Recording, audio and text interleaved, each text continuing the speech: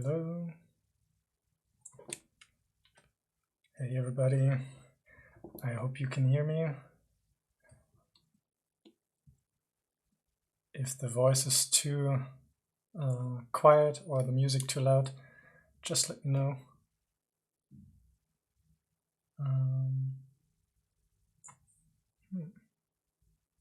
Hey Supreme Sculpts. Let me quickly check one property.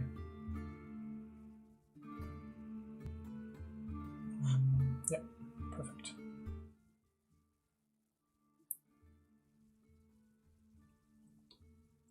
Seems to work. Alright. So I was just setting up the audio, that there's a little bit of background music going on. Don't know if it's how loud it actually comes to the stream, but I will lower it a little bit. Alright. Yeah, I have a new setup with the microphone, so just let me know if it's too loud or too quiet. Bullfinch, thanks for being here. Supreme Sculpts, it's perfect. That's perfect. Great to hear, thanks. Hellman, hey. Severio. Yeah, thanks. I don't know if it was you that suggested turning that character into Aang, but whoever suggested that, it was a really good idea. So thanks again for pointing that out, that he looks like Aang. Or Aang, I'm not quite sure how to pronounce it in English. But yeah. Excellent. Thanks. Centili is now following. Thanks for the follow. Yeah, just as a heads up,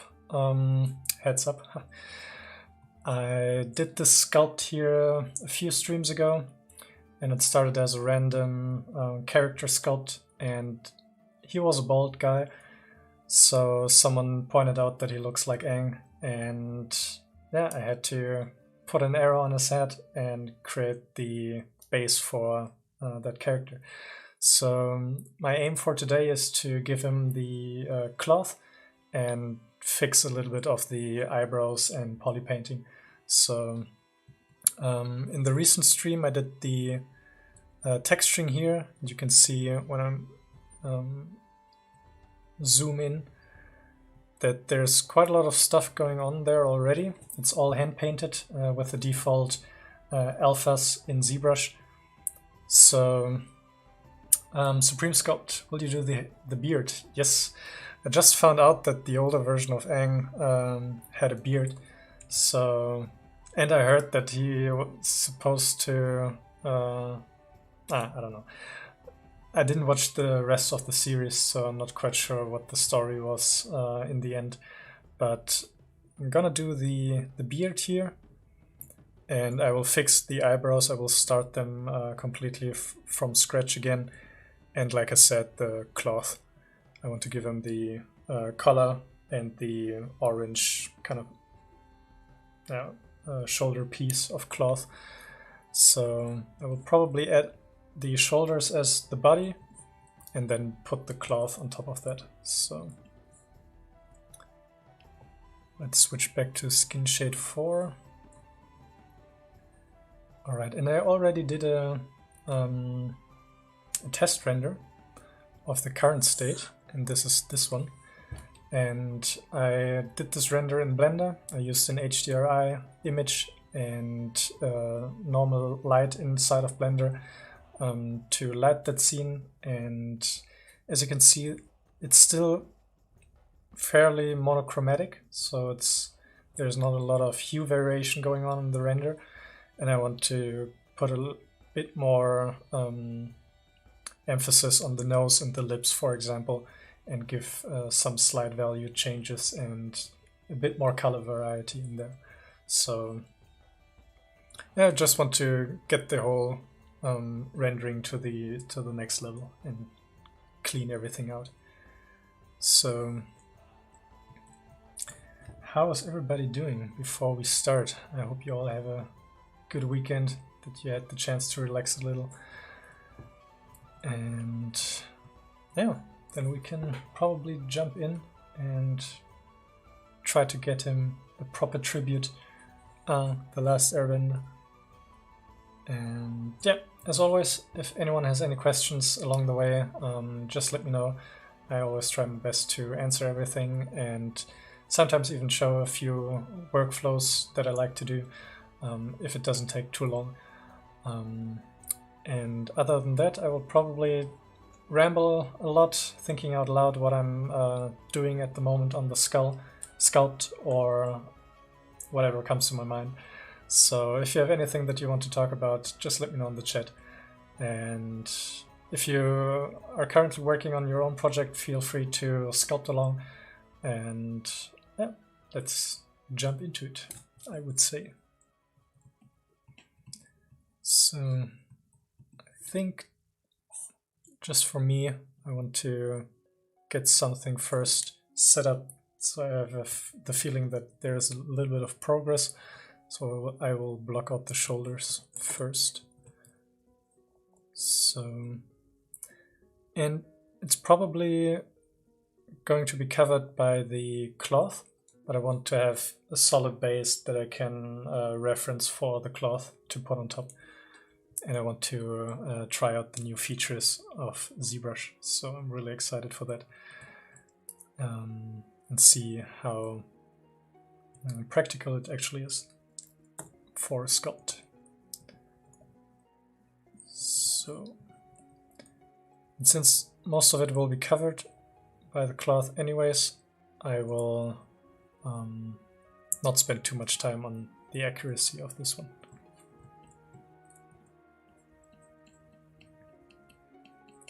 So it's supposed to become a bust in the end. And to make the process faster, let's switch to Dynamesh and block this stuff out.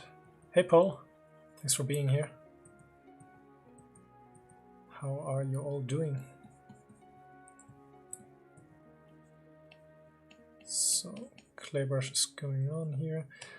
And I will cut probably somewhere here everything away, so I end up with just the bust of that character.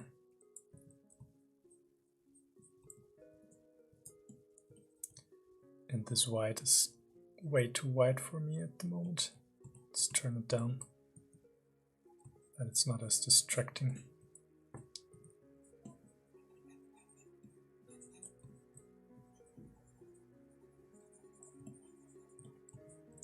So, quick blocking of the shoulders.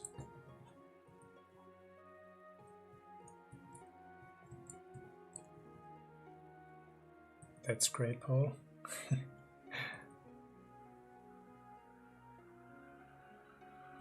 So, get the indent here for the clavicle and sternum.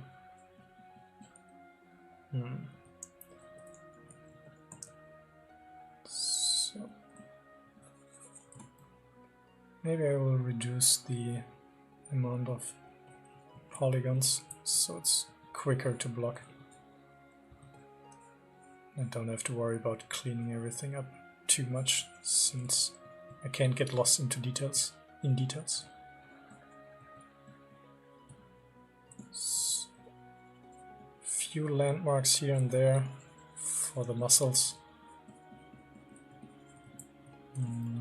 Maybe I will extend that.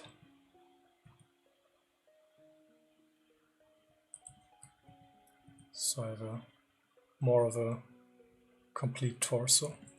Yeah. I think for judging the model a bit better, it's a good idea to have more of the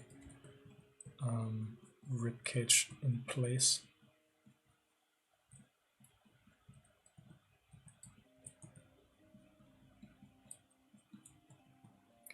I don't want him to have breasts. push that back. And let's give him some shoulders.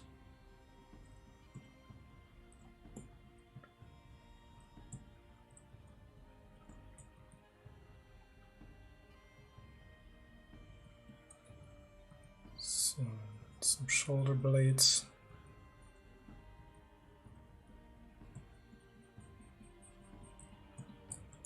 And let's shrink down the ribcage here on the bottom.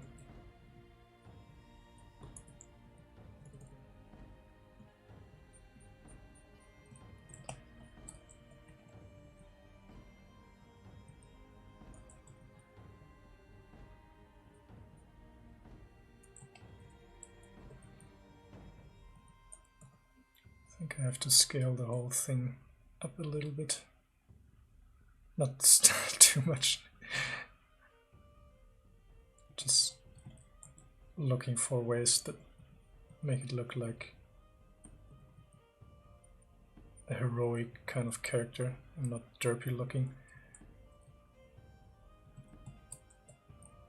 I think I will push the shoulders a little bit more outwards. So something like that.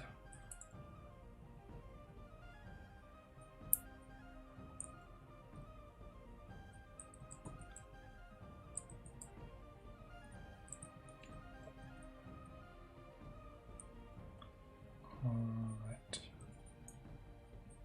Yeah, it starts to resemble a torso, hopefully. Definitely not spam. That's good. FN, I'm absolutely addicted to these streams. Your work is great, incredibly inspiring. Keep it up. Thanks. Really appreciate it. Glad to hear the feedback. Sometimes I have the feeling that YouTube doesn't like the extensive amount of streams, because my viewership or my viewer count declined over the time that I started streaming. So I'm really glad that some of you find it helpful and inspiring. I will definitely do more normal tutorials and videos on my channel soon. But right now I'm finishing up a freelance job. And after that I have a bit more time to dedicate to making proper videos and projects and sculpts and stuff like that.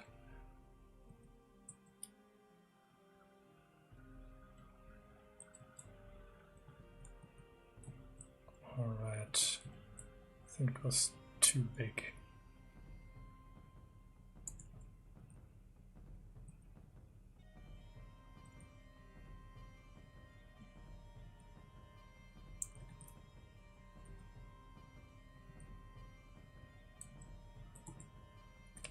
Put him. Always find the shoulder area kind of tricky. Still a lot to learn.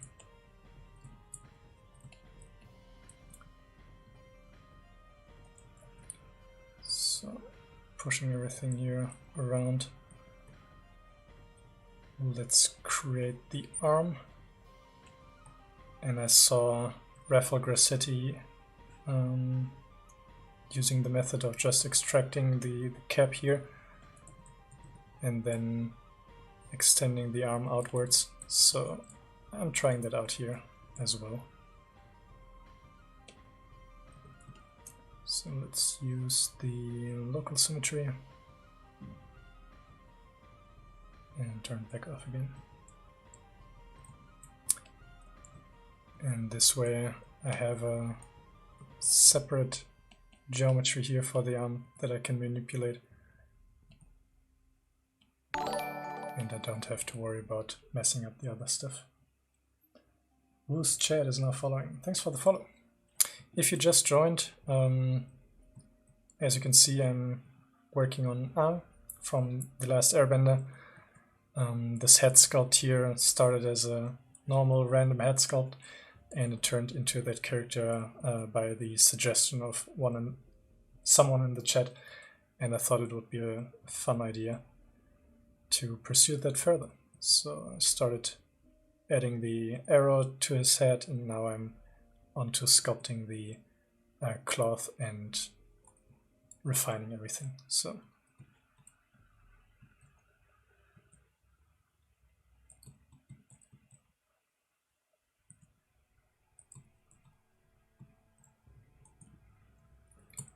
all right. Maybe if I rotate the arm backwards a little bit, it gets a more relaxed kind of position. Maybe not.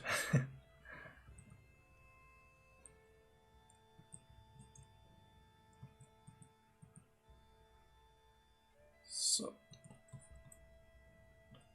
everything will be covered by cloth anyways. So let's see how far we take that here.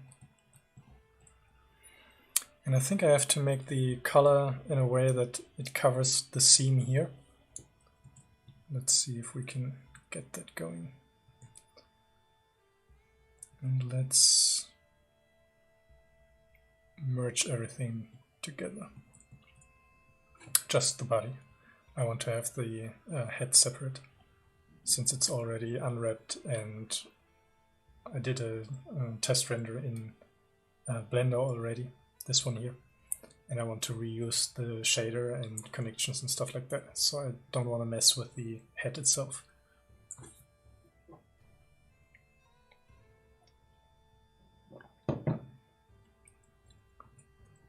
So, sculpting that. J. Yeah, thanks for being here. Yeah, just want to make the upper torso part so I can put cloth on top of it. And I want to try out the new Zbrush features with the dynamics to see how far I can get with the simulation stuff and maybe get a quicker and better result than sculpting it by hand. And so I want to have something that the cloth can wrap over. And then I will cut everything underneath the cloth away. So in the end I want to have a portrait shot of the character. I tried it out today, and it's really intuitive and really fast. So yeah, it's definitely a killer feature. And Michael Pavlovich's tutorials are gold, I would say. It's, yeah, crazy good stuff. So I think that might be good enough. I mean, it's not really accurate at all, but serving as a base for simulation, I think it's totally fine. I'm always trying to get it that I'm satisfied myself, and I'm not there yet, but I think it's fine. No, you can definitely. It's not a who did it first, or like who did it, who came up with the idea first. It's so I would love to see your version on Aang as well. I mean, you have the whole troop assembled, and Aang shouldn't miss there, or shouldn't be missing there. So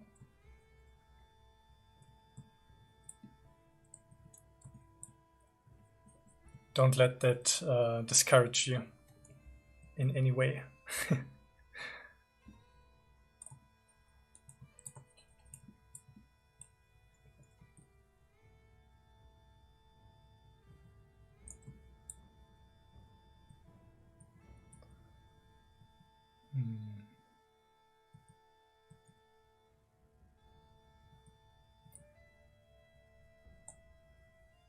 Feels like he's shrugging his shoulders, but I don't want to have that impression of him.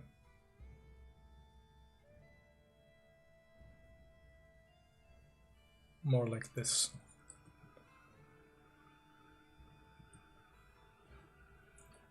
To be honest, I'm ready to move on to different subject matter. Just feel like I have to do the 4 elements at this point.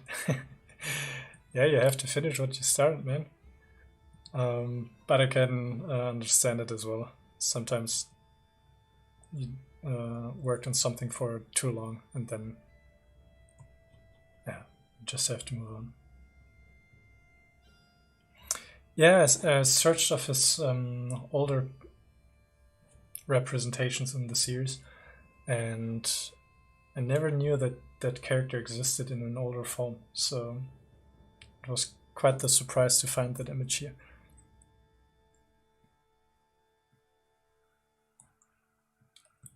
Alright. Let's clean up the chest area a bit. This is where the collision will be important.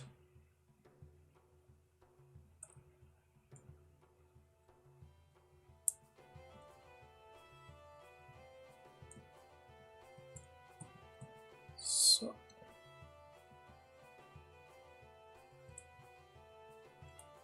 And whoever is currently here in the chat or in the stream, if you want to join our Discord channel, make sure to check out the link in the description or in the About section. And yeah, we have a Discord channel there where we share our stuff, and Jay is actually doing quite a lot of stuff there as well.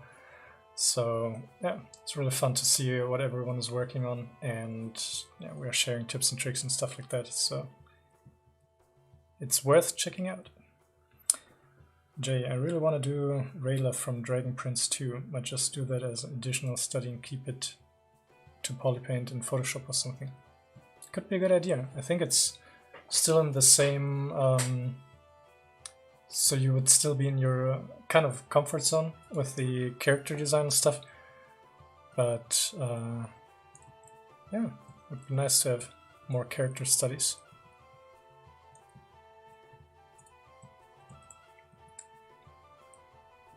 Yeah, Stevens is sharing a lot of cool stuff as well, which is really cool. So really appreciate all this like tips and tricks that everyone is sharing there. So jump on board if you want.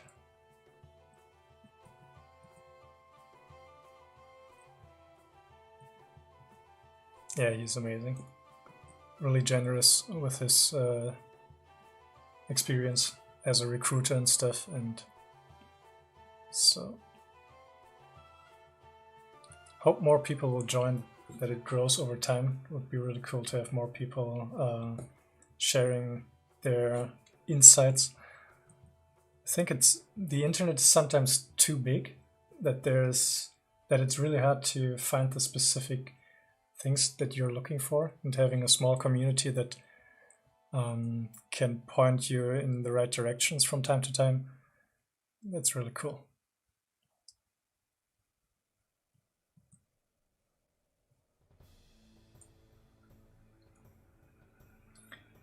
I just finished tough UVs last night, gonna test Rigify today. I'm scared. Couldn't get it to work last time.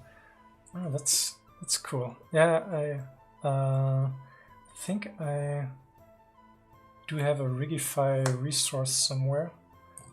Let me quickly check it out. Because I wanted to get into Rigify myself as well. And there are a few tutorials out here. Let me check this one.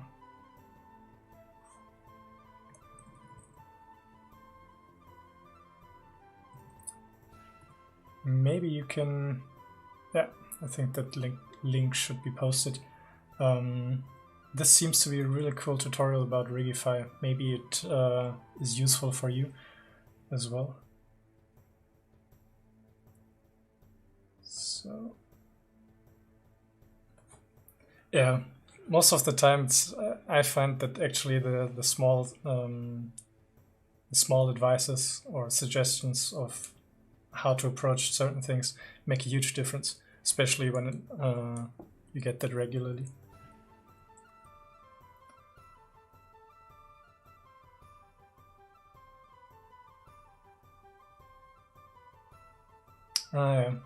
Yeah, maybe the skinning doesn't work properly if the mesh isn't closed, but I haven't that much, I don't have any experience in rigging in Blender. In Maya I do, but not in Blender at all, and it seems that they approach things differently. But Rigify seems to be pretty powerful, so I want to get into that as well.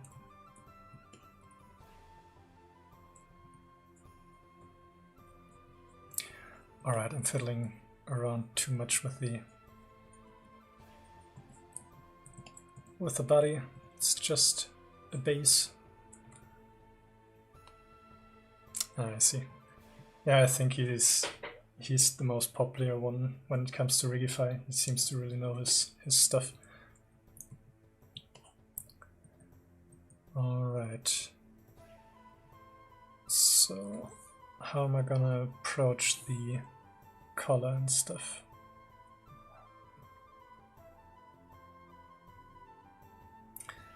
There seems to be a second layer underneath the outer one, so I may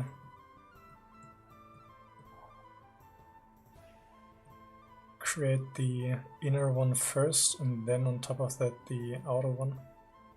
So let's insert a cylinder and cut away the top and bottom part, so we only have a ring. So this, delete hidden, and then I'm gonna translate the whole thing down.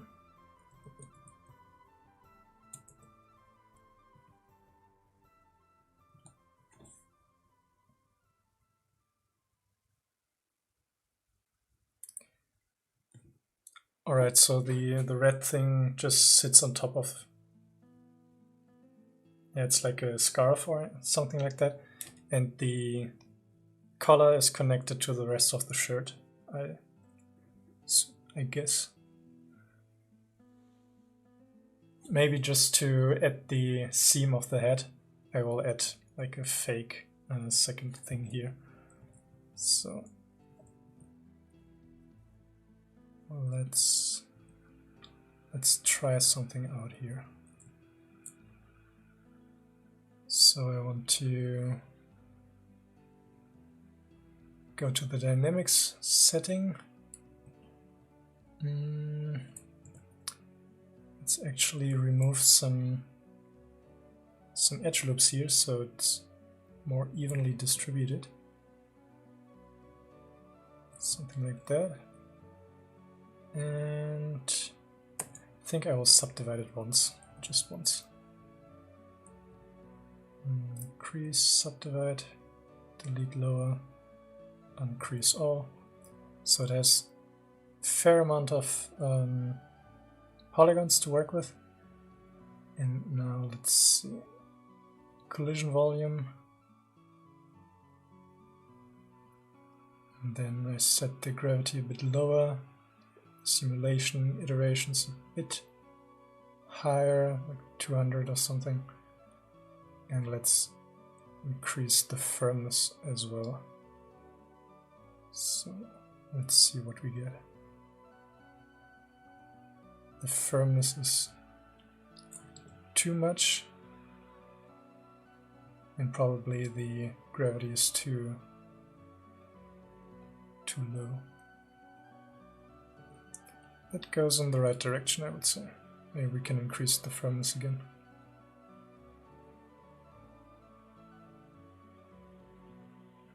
That looks funny. Are you gonna adjust the face anymore? Aang's face looks a bit more narrow. I'm not quite sure if I'm going to change the overall proportions since it started out as a different character. but maybe I will change his... I think it would make sense to change his proportions again. Just want to see what makes sense to... if it doesn't take too much work to adjust, but it shouldn't, so I would probably do it. Rush. Hey, how are you doing, man? I'm doing great, how are you? Thanks for joining. And if you haven't noticed, I'm working on Aang from the last Airbender, and I would probably adjust everything a little bit, but adding the beard, like Jay said, will probably sell the whole character, so we will see. Alright.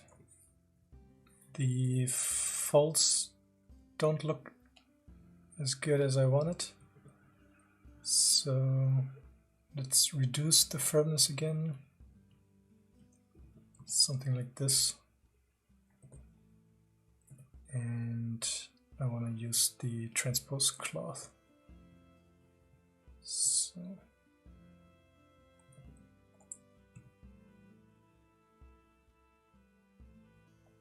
just so I can set it up, or not set it up, but shrink it around his neck a bit tighter.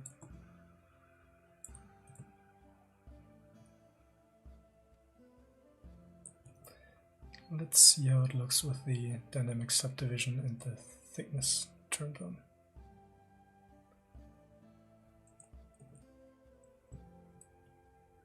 I don't like the vertical folds here, so let's grab the cloth hook brush, move it away from each other.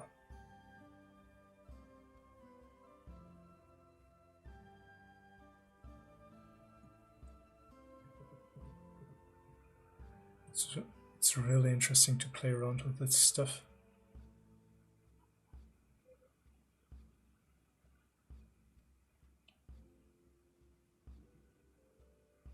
I still have no idea how to control that, but it seems to be a lot of fun here.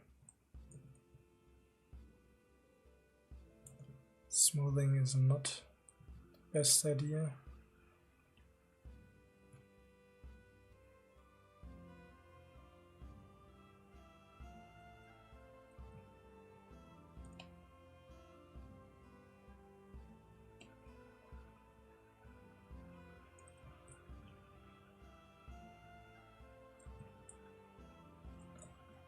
Alright, I think I have to move it with a normal move brush closer to the neck, because I want to hide the seam here. So if I hide the rest of the body, I want to avoid any gaps and stuff.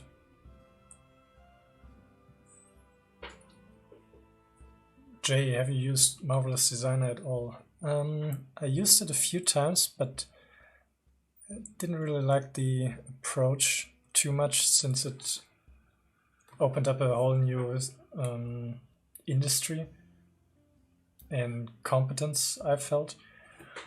Like getting all the patterns of how actual shirts and pants and stuff like that are constructed, and there weren't too many resources on that, like how to create specific patterns and how to create forms and stitching things and stuff like that. So I kind of lost interest in the whole approach of that, so I stopped using Marvelous Designer very quickly. Paul, how did you make this window for references? Sorry for my English. No worries. My English isn't the best as well. It isn't my first language. And yeah, just like Jay and Supreme Sculpts said in the chat. It's a really cool software. I can highly recommend it.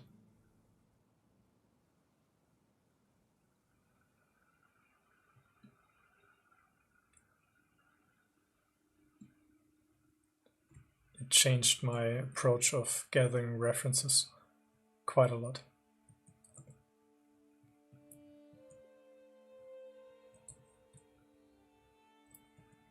Man, these features are so awesome.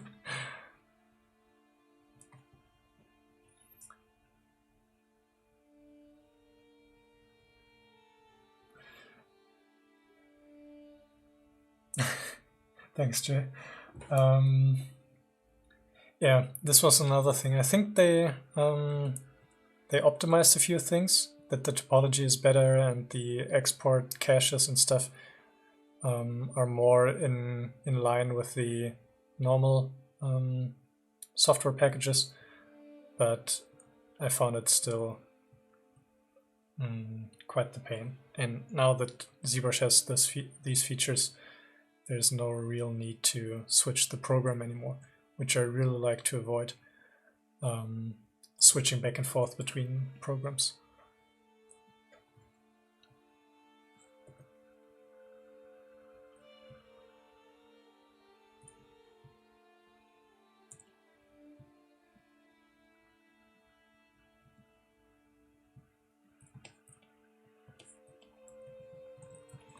So, kind of a dark music going on in the background. Sad and heavy. But I found some more music from another person.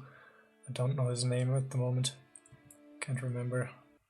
But I saved the links and stuff from him. And so I will probably buy that soon.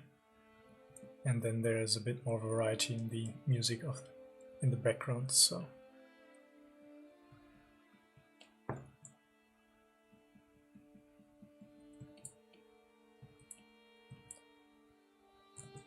Alright, it still feels quite random here. So let's smooth things out a little.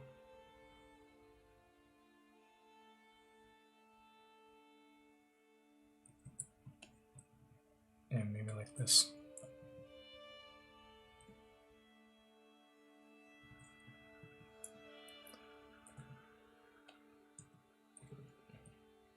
Let's see if I can untangle that mess here.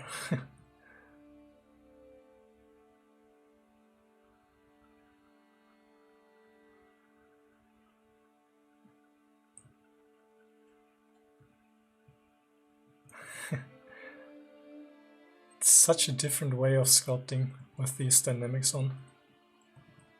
It's really interesting. Like, feels like a different program almost.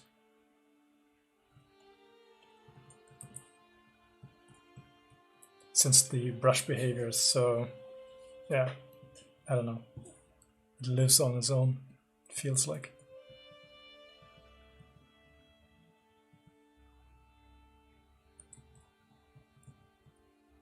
So first layer is there, I would say.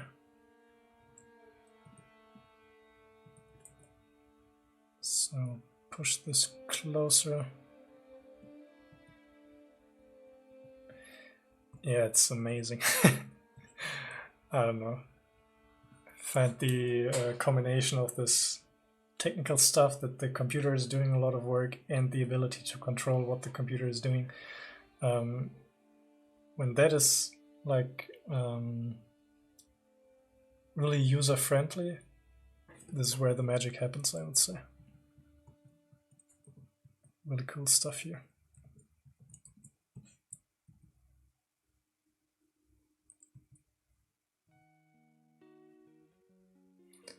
I think I will get to these videos. I started today with this playlist of the new features of 2021, of Zbrush new features, and yeah, just barely scratched the surface. So he's he's great. It's such a luxury to have the access to the amount of knowledge and tips that these guys are sharing. So let's reduce the thickness a little bit more. Seems too exaggerated at the moment. Maybe like this. And what I actually want to do as well is to go to UV Master and unwrap this stuff, so we can add some kind of a pattern here. So let's actually import an alpha map. So programs, Pixel Logic 2021 alphas, and let's take the, I downloaded some alphas from the web. So not in the texture, but in the surface one. So alpha, it was 2, and UVs. So this way I can put some stuff on here.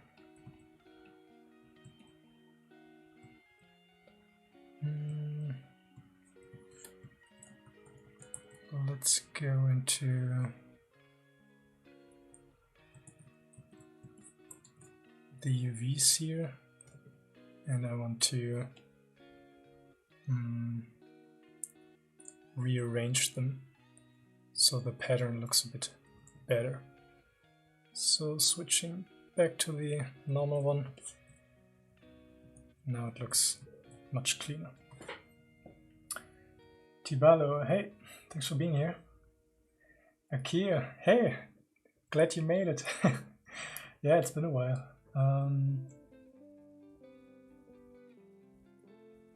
Thanks. Yeah, it's quite a long time ago. Yeah, back then I was still doing the, I think it was at the 100 days of making a character, where you commented. Thanks again for the comments. I really appreciated them. So yeah, the new features in Zbrush, they're on point. And Jay posted the name of Michael Pavlovich in the chat, and if you're interested in the new features, they're amazing, and he has a lot of great tutorials on his channel. So yeah, I'm still in love with sculpting, still a lot to learn and do, but yeah, still going strong, hopefully, for a long time. So I wanted to check out if I can get this here a bit smoother. Let's see if it shows in the render here. A little bit. I think I will increase the strength of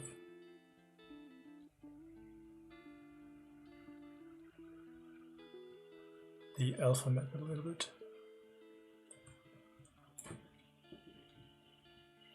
Tibalo, really like what you're doing. I discovered a few times ago while searching a way to sculpt ears, and since I use a technique I saw in one of your time lapses.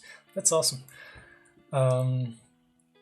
Yeah, I don't know if you've seen it, but I actually did a tutorial on the ears. Maybe that was the reason why you stumbled over my videos. But yeah, ears are quite tricky, but with the right workflow it's actually kind of easy to manage.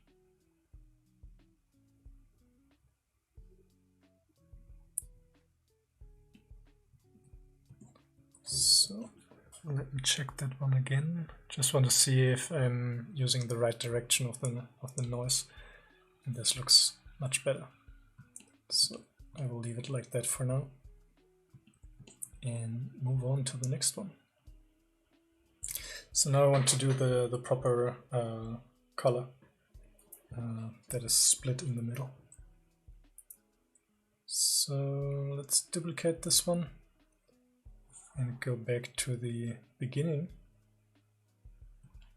where we have the cylinder. And I will roughly block in the folds that I want.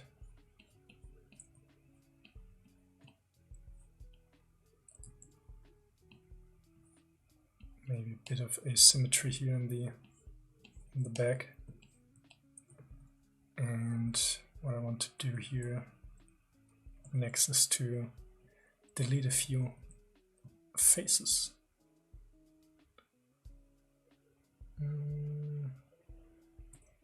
Let's say these. So let's go to delete and delete them away. This way we can push these things here outwards.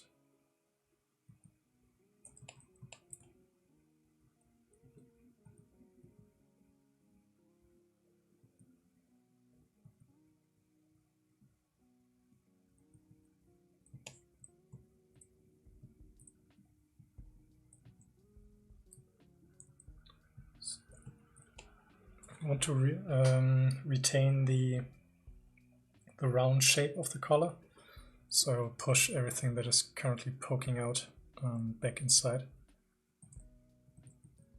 and then I can fix it afterwards, like all the intersections here. But the big shape is more important for me at this stage.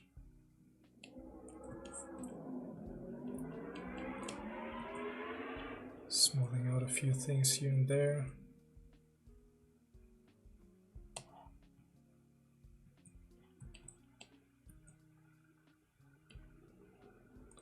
So let's polish by groups, and this will smooth everything out, the corners included. And sometimes it's good to get rid of these wobbly borders.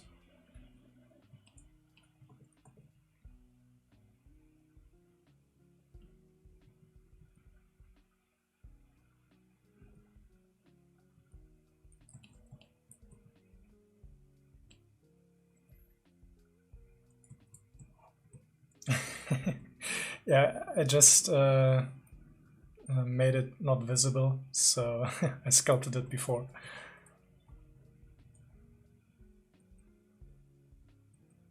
No, I just sculpted it in a few seconds. No worries.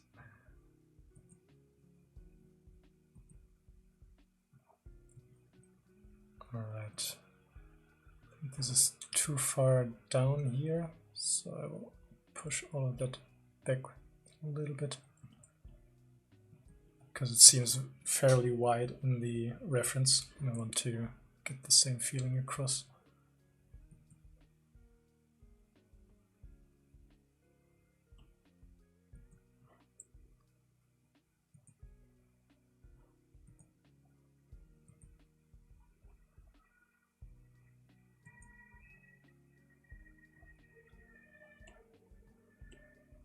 So.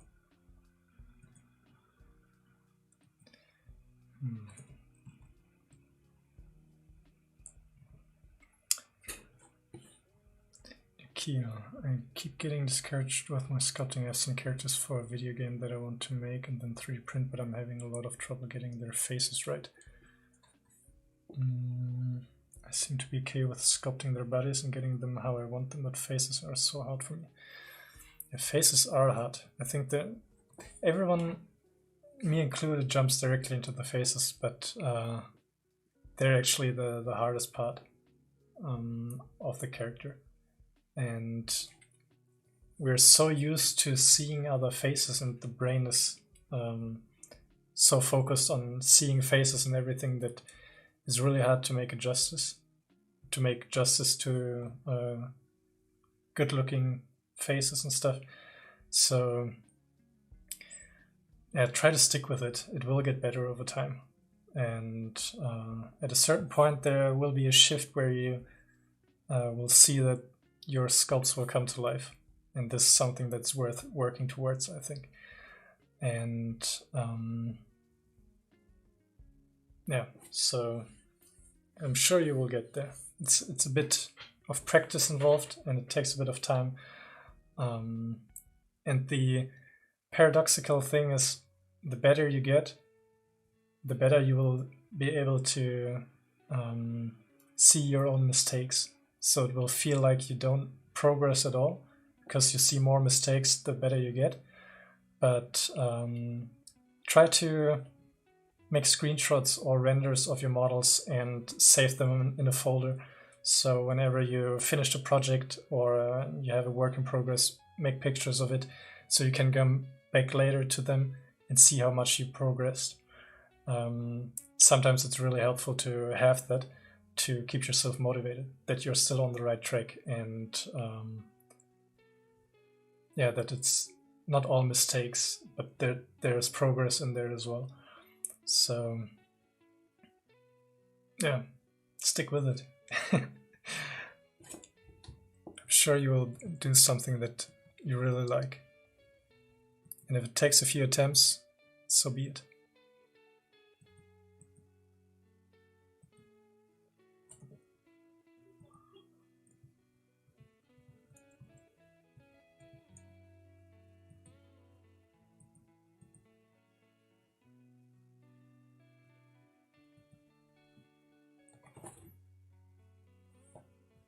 Hey, Seed. Yeah, thanks. Thanks for jumping in.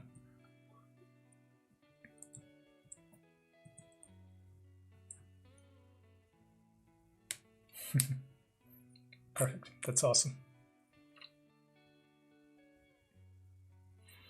Yeah, I think the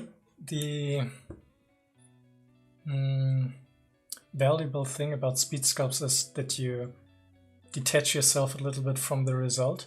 That it's not so, you know that it's not going to be the most polished work, but still you will get the practice and the mileage of sculpting, and you can get rid of a lot of mistakes in the beginning and redo them again, try to incorporate the things that you learned. And it's a much more fun process, I think, in the beginning, because you can see the progression, especially if you do multiple of these speed sculpts. And yeah, it takes a little bit away from the pressure of delivering a portfolio-worthy piece, and it's more for personal growth. So it would be really cool to see what you're working on. So all the best.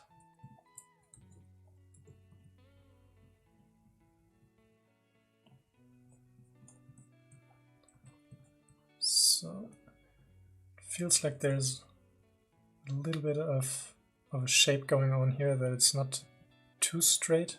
There are small corners in there, but maybe it has more to do with the wrinkles than with the actual cloth pattern. So let's turn on the dynamic thickness here as well.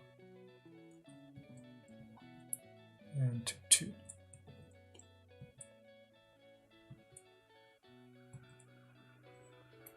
I always find that these colors make people more, how do you say it?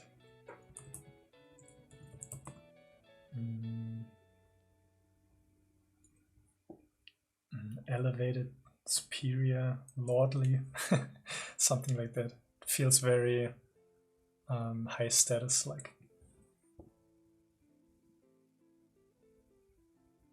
Jay, yeah, it's something I gotta get back into myself. I did a couple months back, but that produced more improvement to me than anything.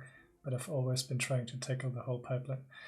Yeah, it's a rough balance to figure out what to focus on. But maybe we can do some, maybe a prompt list of things to sculpt on the Discord channel, and then share our speed sculpts there. So small patron challenge kind of thing. Maybe like hand studies, skull studies, face studies, simple things in a short amount of time. Could be cool practice. So the focus is more on getting the mileage than producing the final polished piece.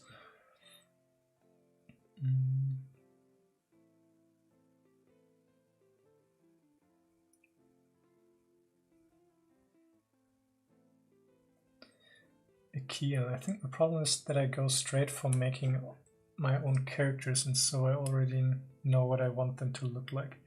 So I think I just try to make random unspecific characters. It will help me not focus on the specific features. It could be. Maybe there's too much at once that you tackle there. I mean, it's the fun stuff, and there should be room to do these kind of things. But maybe it could be a nice test to see when you approach your own characters where you stumble a little bit. For example, if the proportions are kind of challenging, or certain features like the eyes, or how does the neck look like, or something like that. Maybe you can try to pay attention to these kind of things and then do speed sculpts to improve in these areas. So if you find that the nose, I kind of struggle with the nose and it takes a lot of time and I'm really unsatisfied with the thing, then make some like 15, 20, 1 hour studies, like 50 minutes, 20 minutes, or 1 hour, however many hours you want to spend, and improve on that and try to come back to your own original characters. And or in your case, the eyes, try to do like, I don't know, set your goal to 10 eyes, for example, and just sculpt the eyes and don't worry about the rest of it. And try to formulate the questions what you're struggling with. Is it the silhouette of the eyelids, or is it the forms around the eye itself? Is it the size, or is it the eye socket around it? And the more specific you get to what you struggle with, and if it's too much, then try to dissect it and choose one thing that you want to improve on, and do a few sculpts and try to answer your questions. And how's the curvature? How many segments of straight lines does the upper eyelid has? Or how thick is the eyelid? Something like that. And then you can focus your studies on these questions. And chances are you will very quickly answer those questions, and you can then incorporate them into your own characters. So studying shouldn't be so much about working and just getting stuff done, but it's, I think, more about answering questions. And the cool thing is, once you have the answers, you can deal with the problems that arise. So you build yourself some kind of a toolkit over time, and can answer things that you weren't able to do before.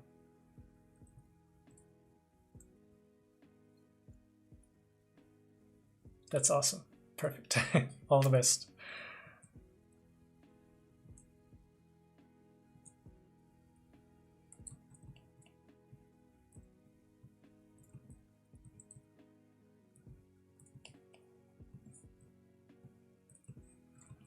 All right.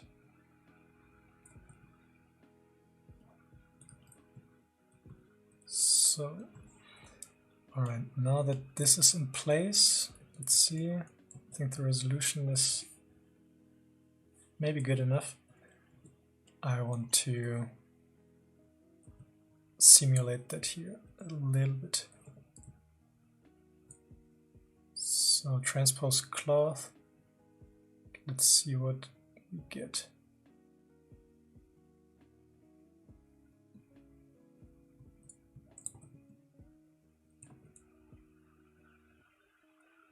Very slight effect, but this is something that I really like. So, man, these features are awesome.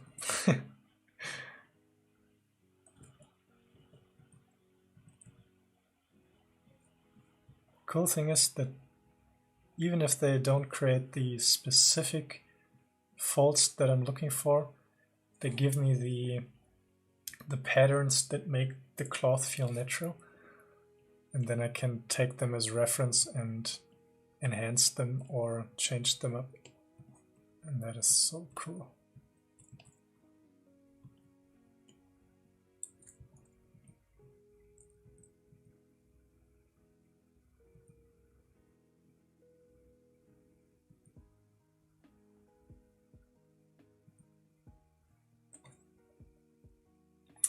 Akia, where do I find the Discord channel?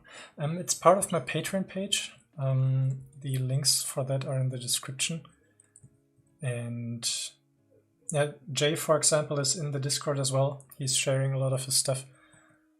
And it would be cool to have a bigger community. So if that's something for you, it would be cool to have more people there. So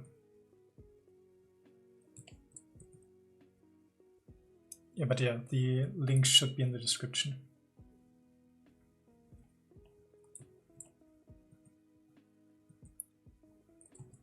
I think I want to try to fold the corners here a little bit outwards.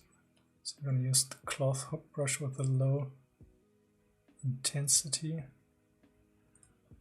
and curve it outwards. Oh man, normally that would take quite a lot of fiddling around to get this clean corner here, but these new features, killing it.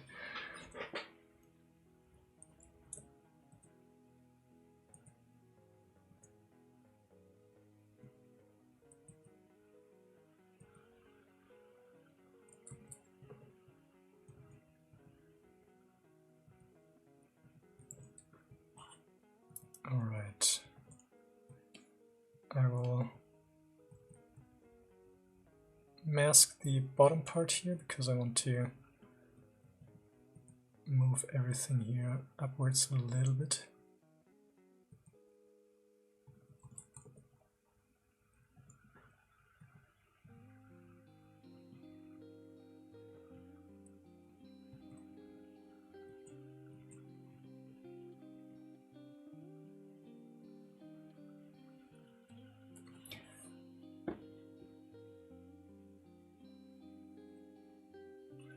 Oh, no worries. Yeah, I know the struggles as a student. I just finished my studies like a month ago, 2 months ago, and I know that. So, yeah, no worries.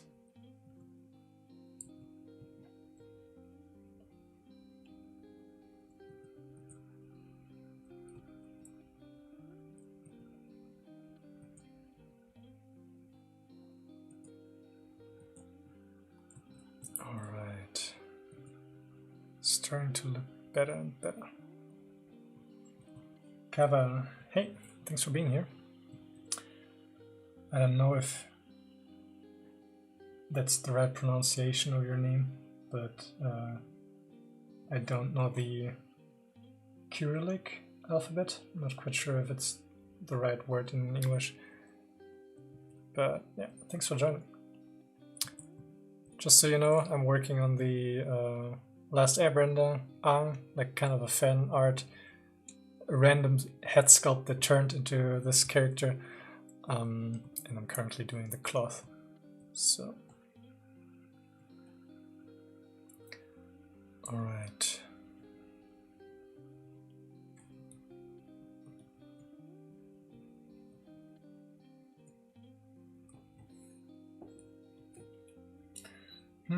Okay. Yeah, that's too bad.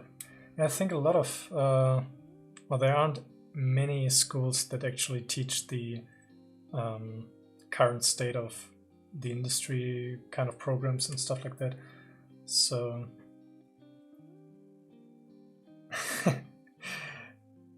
I see. Yeah, so it's more on the technical side. But maybe it was the right decision to find out what you want to do and probably what you don't want to do. So it seems to be a valuable experience.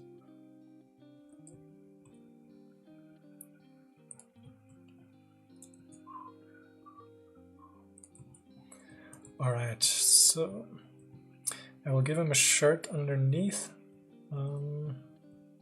so it's covered, so it covers the chest area. So let's try that out. Still pretty new to me here. So let's use the mask lasso.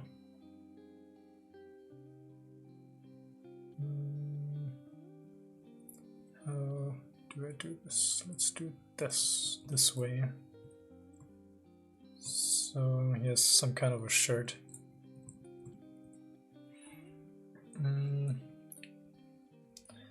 I wanted to do coding because I want to work on video games, but now my goal is doing art for video games. Also, I never imagined Aang looking so ripped. But yeah, but it seems to be like it was supposed to be. So the direction was seemed to be the right one, just not the specific field. So yeah, all the best with your journey.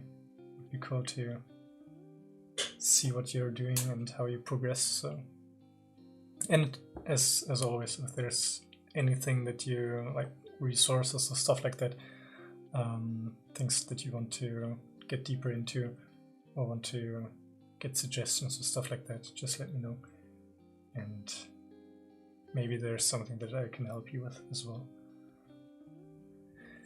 And yeah, our boys worked out for quite a while.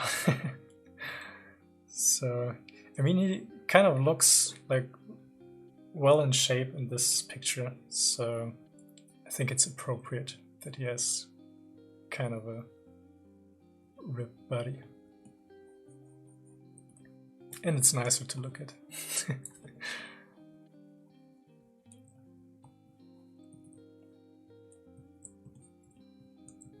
And easier to sculpt as well. So now that I have this, let's go to extract, extract and accept, and I will delete the everything that gives it thickness, so I have good mesh that I can use zero mesh on. So with half, we get half the points that we currently have, and this makes it, I think, easier to get proper mesh going. So I hit it multiple times, and every time it lowers the poly count. So at a certain point I have something like this here, and I think this looks decent enough.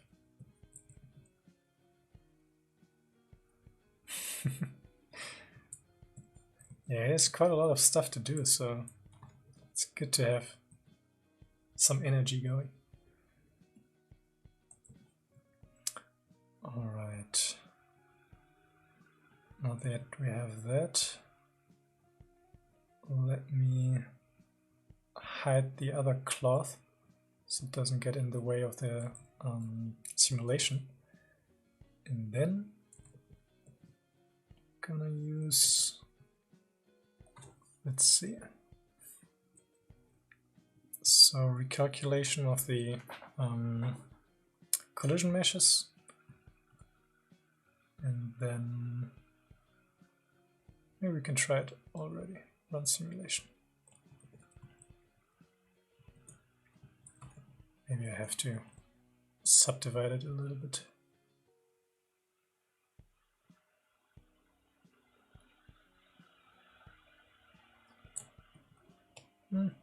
Not so much going on. Maybe I should probably use the brushes here.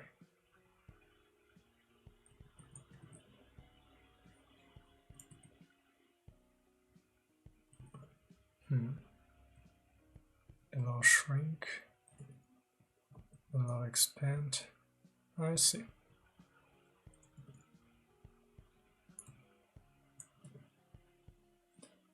I Kyo. I was feeling stressed before the stream, but now I feel much more relaxed. Thank you.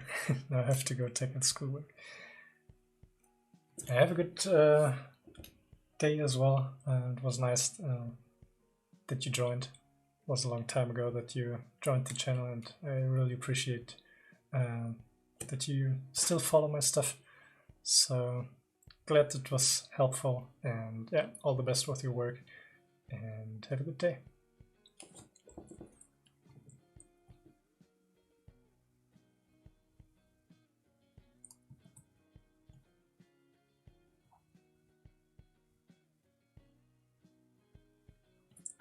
So yellow shrink didn't do that much.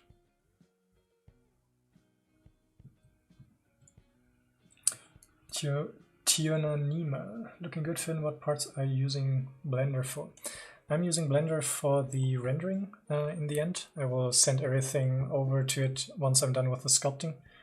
And this is a test render that I did in Blender. I think it was a week ago that I did this. And I wanted to push it a little further and add the rest of the cloth, and I will add the beard and more proper eyebrows as well.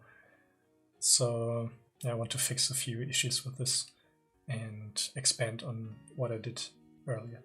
So the sculpting and texturing stuff part I will do in Zbrush, and all the rendering and shading and stuff like that I will do in Blender.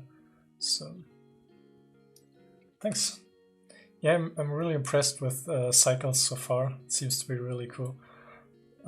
Still have to figure out or get into the philosophies of how the text and shading network and how everything in Blender is set up. So, but it seems to be pretty intuitive. Hey, okie dokie dokie, KB, whatever. Thanks for being here. Hey ho. Yeah, joining the right party here. So, whoop whoop. Frostbound. I love how you sculpted the Asian features. He reminds me of my grandfather. Oh, that's cool. It wasn't a conscious thing, but I'm glad that you see something in that.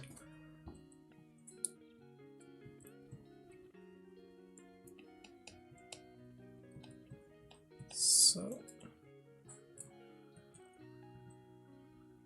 I'll try to match that to the rest of the cloth here.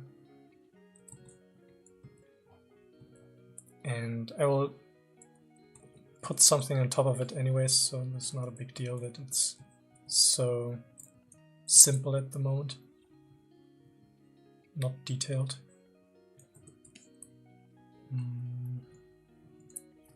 So let's cut it off here, click curve, inverse, and then I can smooth this out here. So, oop.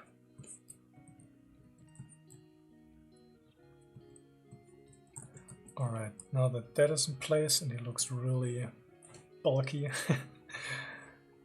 maybe I have to shrink that down at a certain point.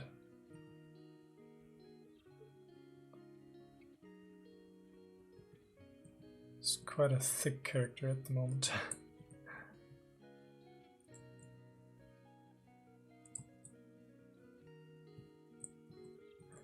I don't want to make him as like a bodybuilder. Still want him to look kind of convincing to the light-hearted person he was.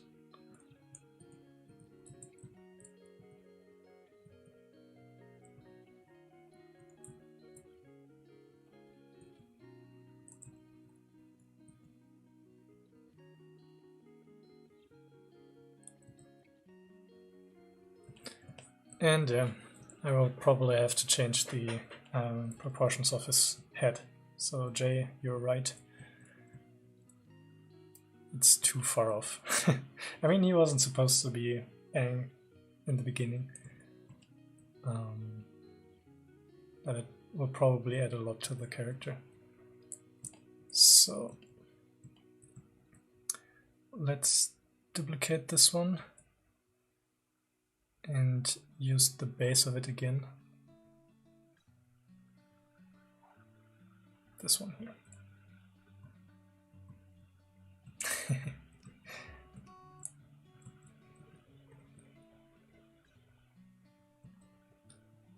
All right.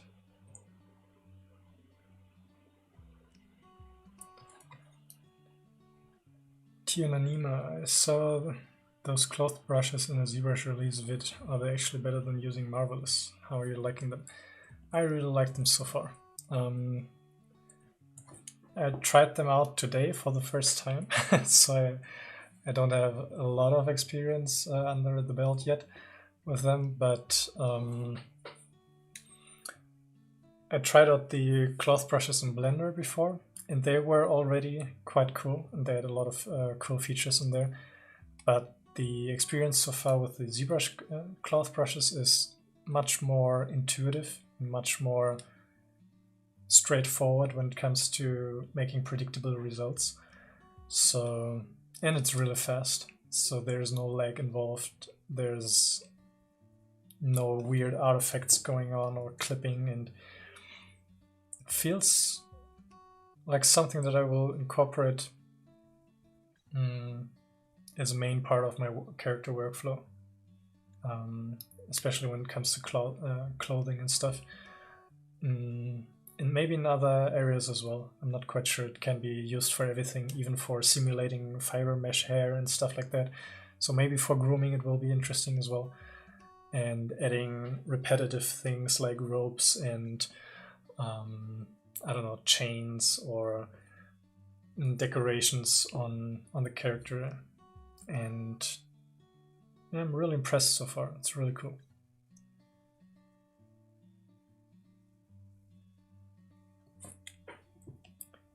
So,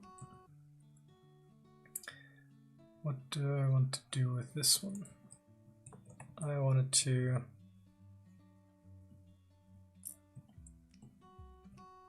sculpt this one to be the shoulder piece that lays on top of Aang's shoulders.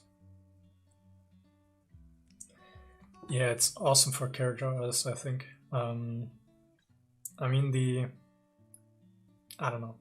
I don't think there's a reason anymore to use Marvelous Designer because you stay within ZBrush, you have all the tools and features in ZBrush to manipulate the mesh, and you have the capabilities of Marvelous Designer. So I think there will still be use cases, but it's tough competition for Marvelous Designer now. So I will flip the normals here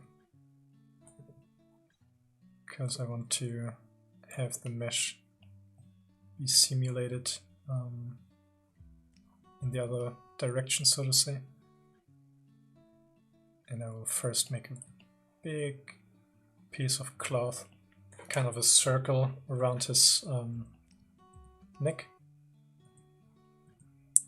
and then I will let it fall on top of his shoulders. And here it comes forward, or it should come forward.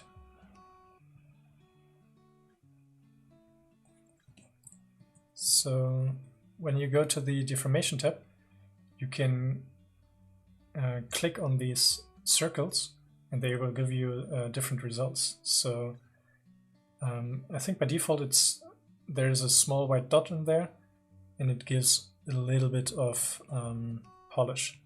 So if I have something like this here, do polish by groups, you can see that it's a slight change.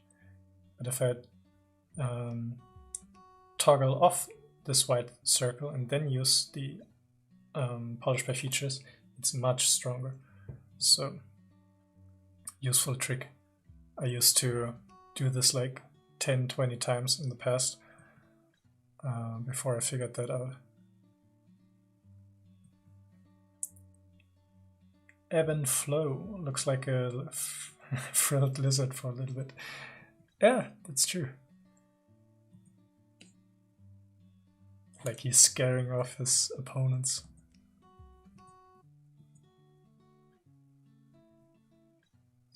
So I have to see how wide I actually have to make that. Let's see. It's a fairly large piece of cloth, so I will expand that a little bit further, and then push it here into the other cloth. I want to get the border correctly placed. So this way I can mask the border, and it will be pinned to the to it, so it doesn't slide off his shoulders or anything. So in order to do that, I can go to masking and just use border. This will look at all the edges that are not closed. So I can say mask by feature and remove the mask from everything else. And this way I have the inside separated, so to say. And fade border I will say 0. And let's recalculate. No, I think it should still have the other stuff going on there. Okie dokie. Yesterday I sculpted my best face yet, and today I didn't get anything done I'm remotely happy with. It's a struggle, and it's sometimes something that, for me at least, that holds me back. The fear of not getting to the result that I achieved the last time. But don't worry about that. It's about getting the mileage, and I don't know. So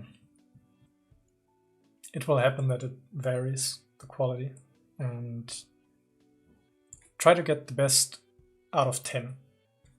Like put like the best sculpt out of 10 in your portfolio and throw away all the others. That's the normal thing in the industry anyways, especially when it comes to concept art, that a lot of the stuff is thrown away. Not so much for 3D modeling, but I really like the attitude of the concept artists, that they actually manage to not be too attached to their work, and this way they are cranking out so much stuff. Like they're doing hundreds of images for a single project, if not even more. So I think I at least can learn still a lot from that mindset. But you achieved still something. You did another sculpt that you probably learned a little bit from, and maybe from the next sculpt you will learn something again, even if the result doesn't or is not like your best quality work. But if it's a study and you learned something from it, it was worth doing the study, even if the result doesn't look pleasing the way you wanted it. But just keep going. You will look back to your most proud work today in a year from now, and it will be like the worst, or the quality of maybe your worst sculpt that you do in that time. So it's a progress.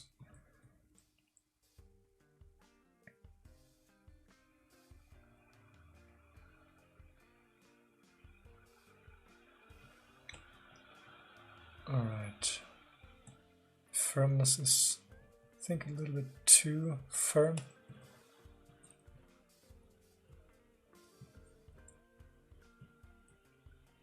Yeah, you can make it.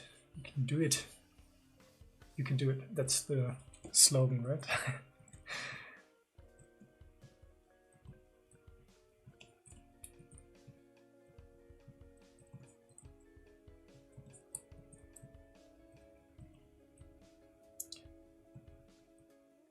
Drawer.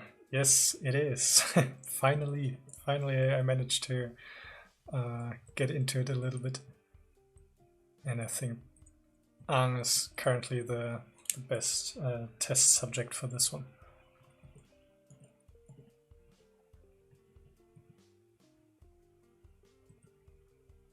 And I'm really impressed with the features so far. They're so damn cool. Ooh, hello from Mongolia, that's awesome. Greetings from Germany back to you. I really like the, how do you say, the, not original, like the, how do you say that? Indigenous clothing and the culture and the art style in Mongolia. I think it's beautiful. So, yeah. I put a lot of images from Mongolia and from like tribes there into reference folders for projects and just for myself to look at. It's awesome stuff. So let's try out the firmness set to 1. I think the problem that I have right now is that the resolution was too small. And it feels like the cloth here can be wider.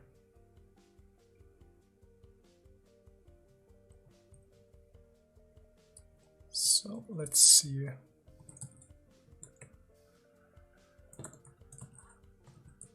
What result we get here. Oh man, it's so fast. It's currently penetrating through the mesh because I didn't recalculate the collision object for the shirt. So yeah, it cuts through the shirt. Damn.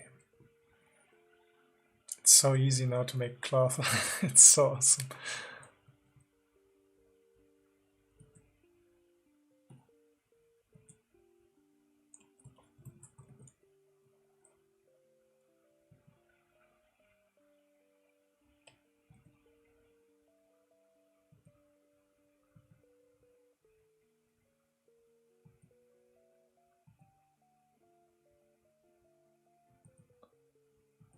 Just adjusting the silhouette a little bit. And let's put on some dynamic subdivisions with thickness. Perfect.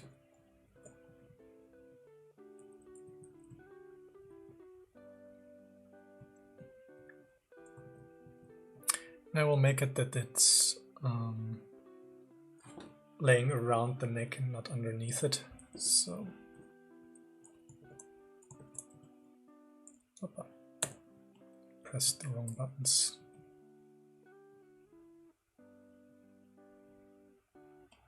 So it feels like the color is coming out underneath it.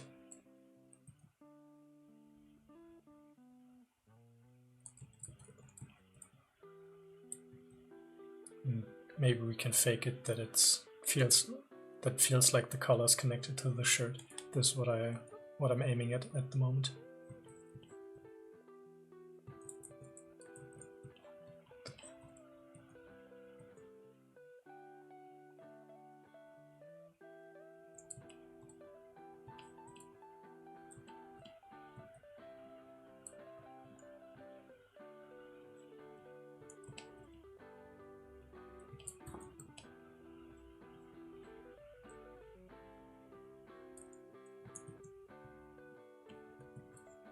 Man, never have been able to sculpt these things by hand.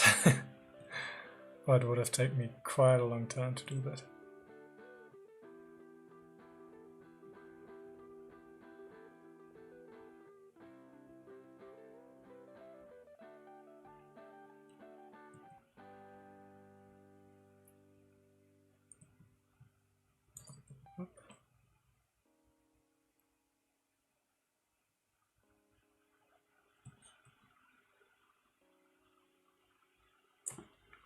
Cool stuff.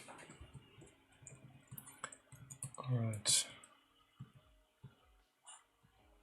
Let's try if we can fix this one here.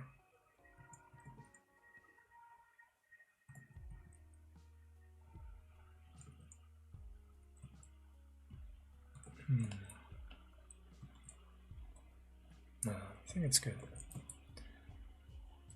It's good enough.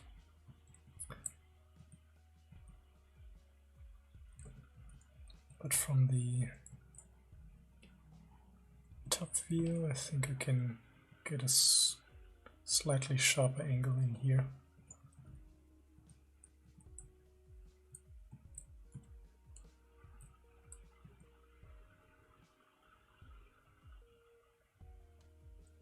Sir Flower Pot, hey, thanks for being here. Hey to you. If you just joined, I'm currently working on this fan art, so to say. It started as a random head sculpt, but someone in the chat suggested that it looks like Aang, so I put the arrow on his head, and now I have to do him justice, so I'm putting more time and effort into giving cloth and stuff like that. So this was the head sculpt that I ended up with, I think a week ago on the last stream, or the stream before that. And yeah, now I want to add more accessories and give him proper eyebrows and a beard, stuff like that. And then yeah, I have a proper fan art, so to say. Ebb and flow, okay, I need to go run errands, but you've motivated me to dive back into familiarizing myself with the cloth simulator features tonight. You've made it seem less daunting to learn. Well, thanks. That's awesome. All the best with your practice. And yeah, thanks for joining. Glad you got something out of it. And I will do the next stream will be on Wednesday, so if you want to join there, feel free to jump back in again. And till then, have a great time. Thanks, Thibalo. Glad you like it.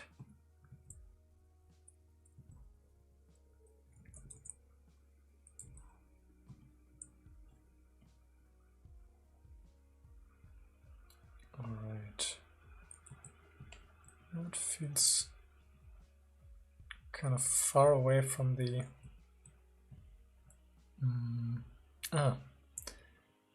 the inflate was still on. God damn it. Jonathan, that's awesome. Glad to hear that. Yeah, it's just about doing stuff and getting motivated, and there's so much stuff that you, well, there's so many projects to do. So Thibalo, the skin details are just normal. No, they're actually sculpted, so it is true geometry. And I used a hand sculpted alpha map for that. Sprayed it all over the model, like dragging it out one by one, and then I did some cleanup on top of that. So when I zoom in, you can see that it's a little bit repetitive, but I cleaned out the most egregious, can you say that? Or is it too hard? Repetitive patterns in there. So I don't know if you can still see it here. Let me switch back to this one. This was one of the first renders I did. And you can see that it has some patchiness in there. So repetitive blobs, things where it's stronger in areas that repeats itself. And I cleaned that up now and put the texture on top of that. So, and just to show the texture itself, this is the texture that I painted. It's all done with the default alpha maps in Blender that you can find there, and it's hand painted, so there wasn't any textures required to get to that result. but I will still have to enhance certain areas. For example, the lips and the nose are still not distinguishable enough for me. I want to get more hue variations and value changes in there. And I hope that I will get to that today still. So a new render has to be done today.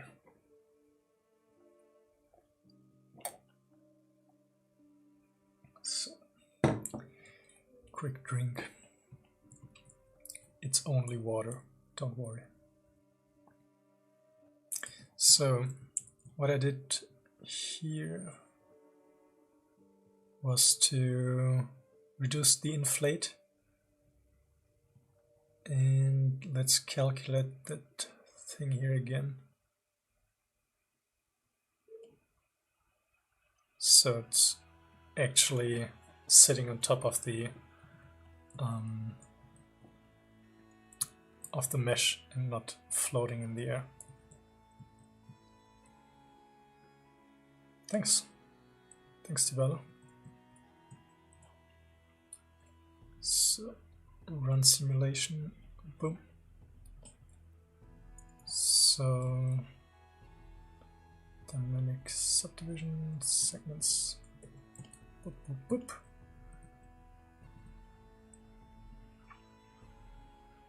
That looks much better. Now it's sitting properly on top of his chest.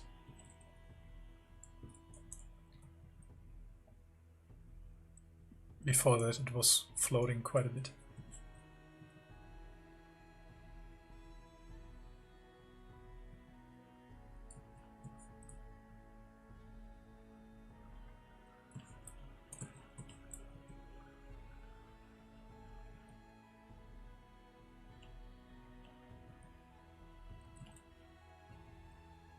Alright. Cool. I think we're on a really good track. So I will cut away the arms now. Probably I can just hide them. So I do get these holes now. So but I think it will still be fine. I'm doing a render probably something like this, so don't have to worry too much about the stuff here. This one I still want to keep, but not this one. So Thibalo, did you already work with XYZ workflow? Not yet, but for my next project I want to buy some alphas from them and some scanned maps and test it out on a realistic head. So I want to do a likeness study, want to create a character and want to push the realism on this one. So it will be more elaborated than this one. Hopefully by a lot, but I will spend more time on this than on this one. So this is my next project. I'm really looking forward to see how far the maps push the realism, because the stuff that I saw with that, man, so crazy good results and makes me excited to test it out myself. And even the hand sculpted alpha map, I think, created a convincing result. It's still stylized because it doesn't have the natural variety of skin pores and the amount of detail in there, but the feeling of skin is already there, and this is done with a hand sculpted alpha map. So I'm really looking forward to see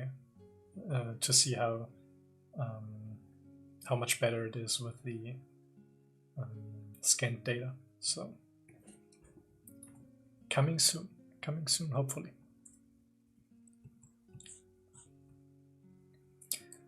All right. So this one I will push into the other or underneath the inner color just to close the gaps. And this one I will push a little closer to the neck as well.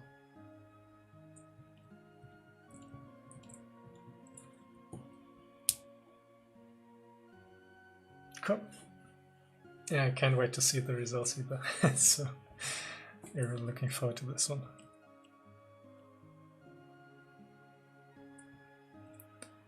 Alright, I think I will cheat a little bit with the head here and just move this stuff down so it covers more of the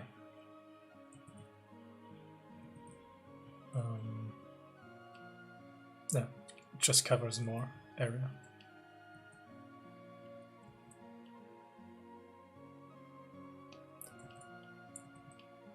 And for things like this here, I will not worry too much about, because I know that I will do a kind of portrait photography shot, probably something like this, and this helps me to not lose myself into details and make everything super polished, but I want to get this kind of shot really good, or this kind of angle, and this helps me to reduce the amount of stuff that I have to do.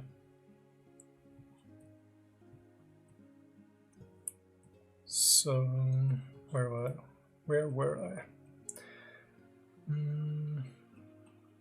This is on top.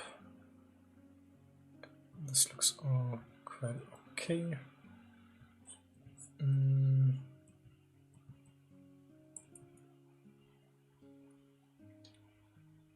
I think I used the surface on this one. No, I didn't. So let's get some kind of a texture going on here. UVs, and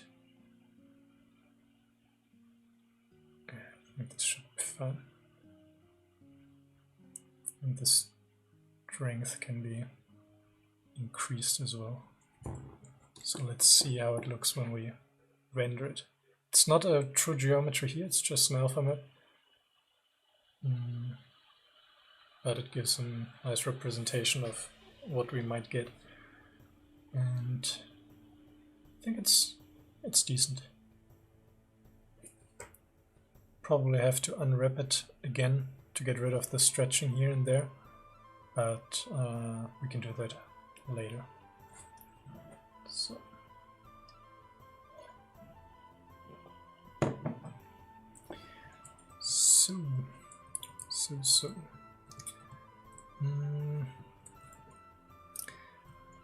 let's go to this one here, and I will give some I will give it a UV master treatment, unwrapping it, and let's check how it looks with the texture on, just to check it.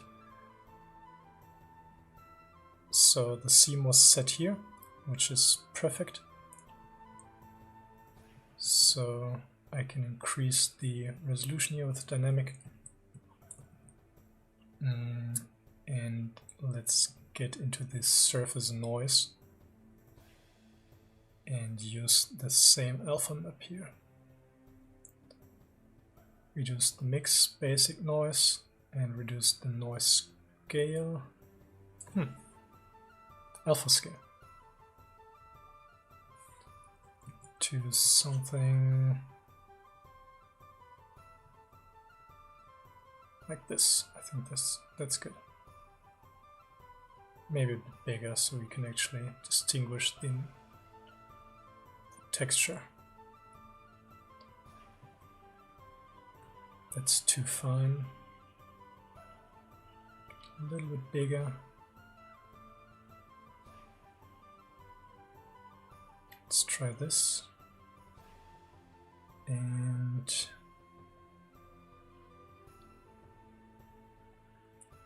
I always wondered what these things are doing, but it's probably not for the UV plug. So, okay. Hey Bruno, thanks for being here. Yeah, I'm doing fine. How are you? Tested out the new Zbrush cloth dynamic features today, and they're quite awesome. So you can see that it gives really nice results. So yeah, that was kind of motivating today. Tiona Nima, would you say being a 3D character artist is a good backup for a 2D artist? I would say it's a great addition. Not even a backup, but a great addition for a 2D artist as well. Especially if you want to construct like a environment layout, and you can quickly build with boxes a representation of the scene, make a screenshot and then paint over it, so you don't have to worry about perspective at all. Or for a 3D character concept, you can create a rough sketch of the head, give it some lighting, and then use it as a base to sketch on top of. So it's a really 3D is a really good tool for 2D artists, I will say. And the better you get at 2D, the better you get at 3D, and vice versa, I would say. So if you're interested in both, then do both. I think it's they benefit from each other. So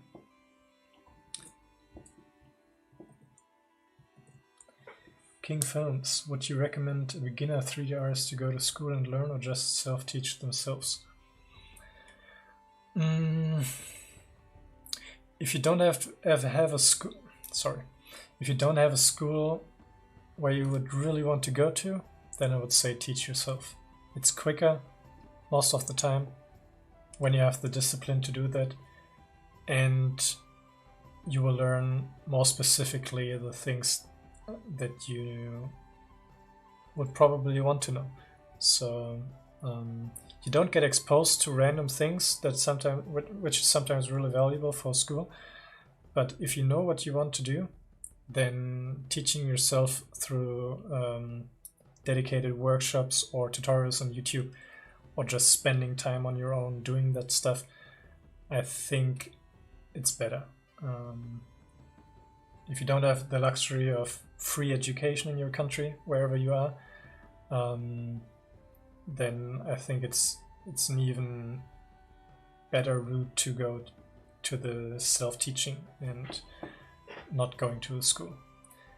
I think the most important thing, or the most valuable thing that you can get out of school is the relationships with people and the connections, and being surrounded by people that share the same passion, if the school provides that and if it has an environment like that. But I think schools, by their innate structure, they're always a bit behind of the current state of the industry. So learning from recent tutorials or workshops from industry professionals that are active working professionals, it's a safer route to learn what's currently used in the industry and what people are looking for. So yeah, if you find ways to how do you say it, get the socializing aspect from a different source, for example Discord channels, or shameless plug, we have a Discord channel in through my Patreon. Sorry, couldn't help myself. Or through forums or challenges that are put online. If you get these contacts through that, then I think there's no necessity for university anymore. Bruno, this Aang looks really great. Gonna try to do a chorus so we can put them together. Yeah, that would be awesome. Small kind of collaboration. Avenger kind of assembly. Do you think there are any good European 3D art schools that give courses in English? I'm not quite sure. Depends on what kind of route you want to go. There are a few really good animation schools out there in Europe, but like for the traditional or for the modeling, sculpting, VFX pipeline, not too many that are really well, that are really good. No schools that I would say that actually teach you that kind of stuff. There are schools that provide you a framework where you can learn that stuff on your own. And the school that I went to in Germany here, it offers that. Like you get all the hardware and software that you want, and we even get access to like tutorial websites like Schoolism or Pluralsight or whatever. And we have our own place where we can teach that stuff to us ourselves. But we didn't get courses in sculpting or in specific software, stuff like that. So, Tionanima, did you self-learn or go to uni for this? The animation workshop I've heard is good in Denmark. Yeah, the animation workshop is one of them. That is really cool. Gobelin in Paris is supposed to be really good as well. And I went to the Film Academy in Baden-Württemberg in Germany. And yeah, we were provided with all the hardware that one needs. But it was all based on projects, so we didn't get any classes that teach us the fundamentals. It was all learning by doing. So yeah, so I didn't have a mentor that taught me how to sculpt or taught me how to render texture, anything like that. It was like sitting at home doing that stuff on my own, but I just was at university, so to say.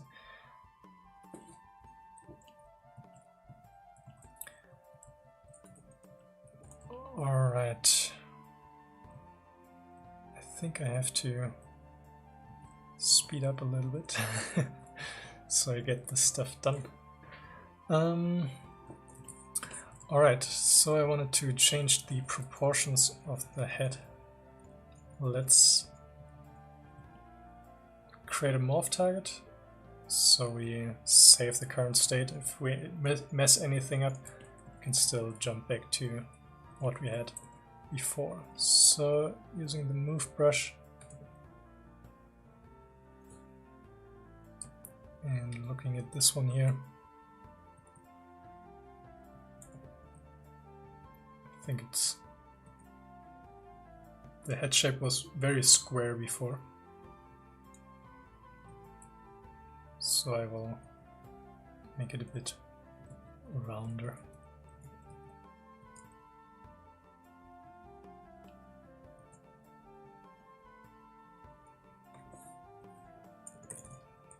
Let's go up some subdivisions so I can actually see what I'm doing. And the top part is a bit higher here as well. And he has probably fuller cheeks. The cheek area is not as, how do you say it, sharp angled.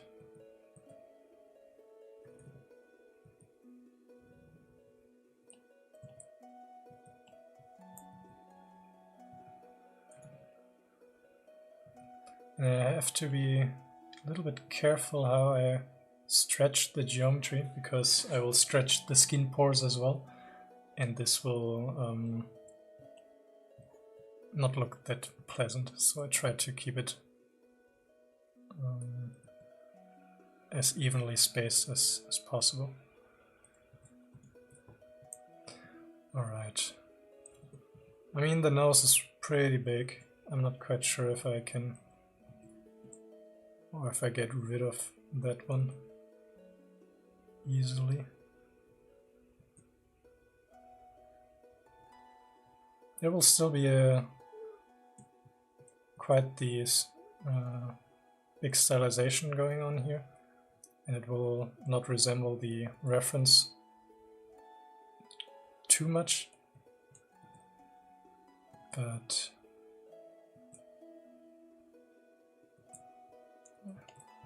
I think it's already much better. So thanks, Jay, for pushing me to do this.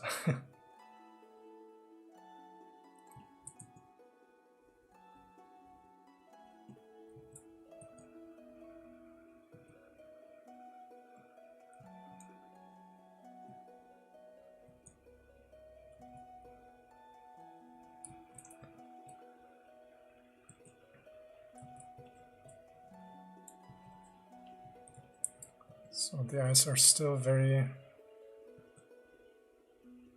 close, very close to each other. Can you say that? I think so. And the mouth is still quite wide, so I will change that as well.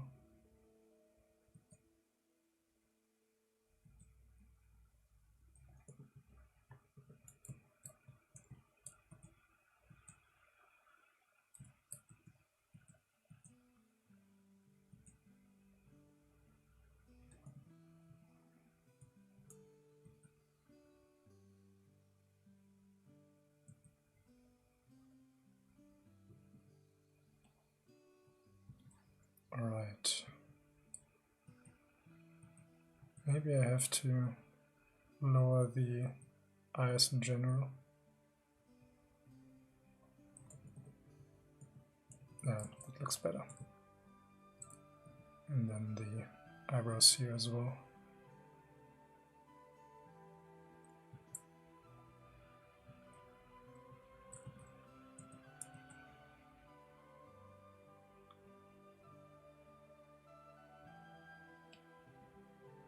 Alright. I think it's taking shape.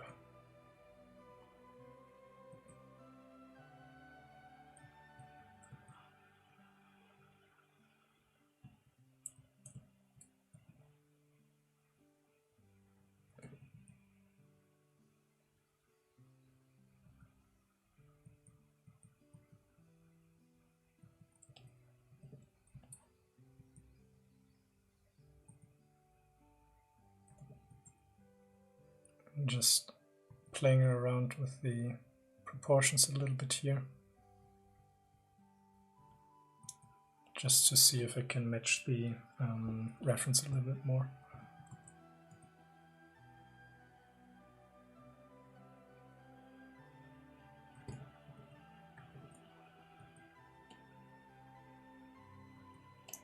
The chin's probably a bit too wide. I can shrink that down here.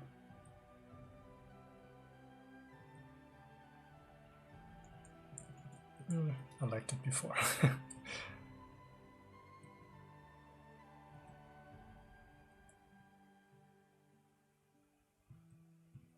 Alright, I think I have to smooth out some of the deeper grooves here.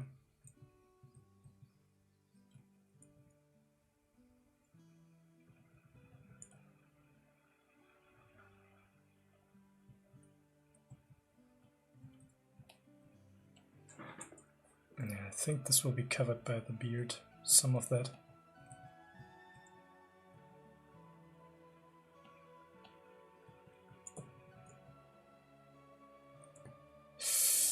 Alright, that's a fatal crash. God damn it.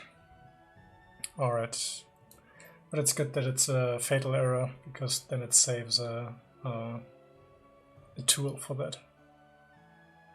So let's restart Zbrush. Hey Ikan, or Ichan, don't know how to pronounce it. Thanks for being here. You joined at the right time when it crashed on me, so let's restart that. So So I don't have to set up everything here again. Oh no, I think I can just use the Zbrush project here.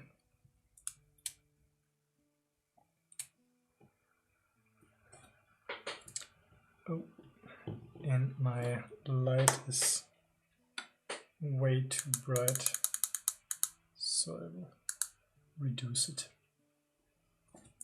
So now the camera is not, how to say it, burning out.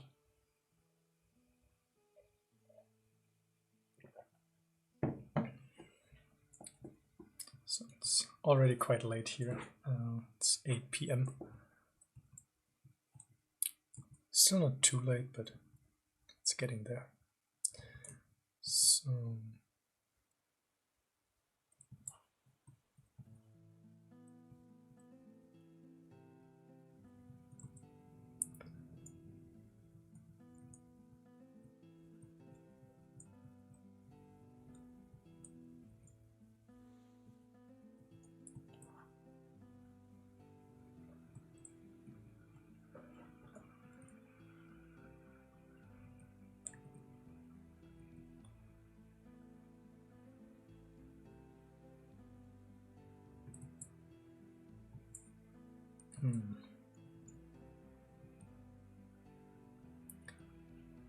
now the eyes feel a bit tensed up, so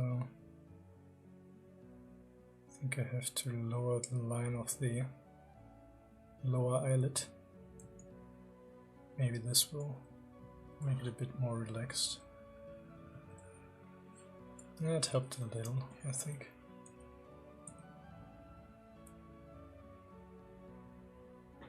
King Films, do you use a graphics tablet? Yes, I do. I'm using a Wacom Intuos Pro M at the moment, but I also used Bamboo in the when I started out.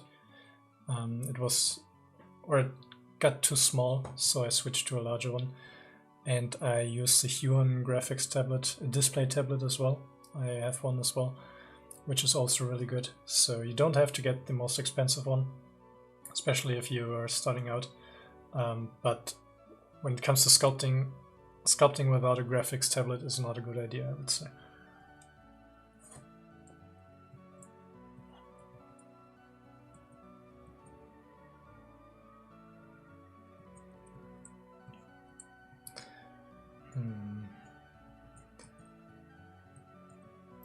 I think I will smooth the chin out a little bit more, so it doesn't feel like he's, how to say,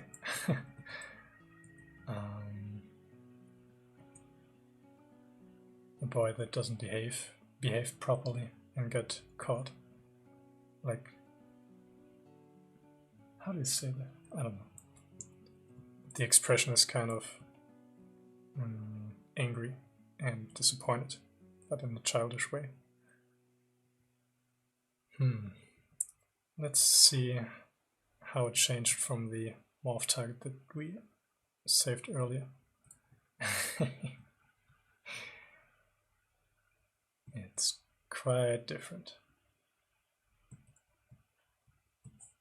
So new one versus the old one. I'd say I liked the eyes better before. So I think I will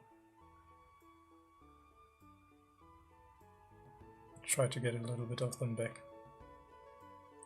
No, it's better. I always like to, when I do bigger changes, to save the older versions as well. And then when I get to a point where I think I get everything out of the change now, I compare it to what I had before. And this sometimes makes really big mistakes very obvious. So yeah, it's a good trick, I would say. Ah, perfect. Thanks, Supreme Sculpts. That's the motivation that I need. I think what's still missing is the beard, and I will get to that now. So reduce the resolution a little bit so it's a bit more performance friendly. And then I will mask out the area that I want to give him a beard in.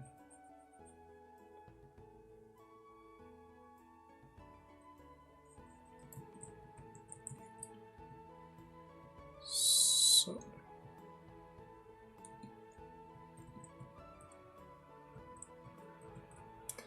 and no, I will do the eyebrows separately, I think.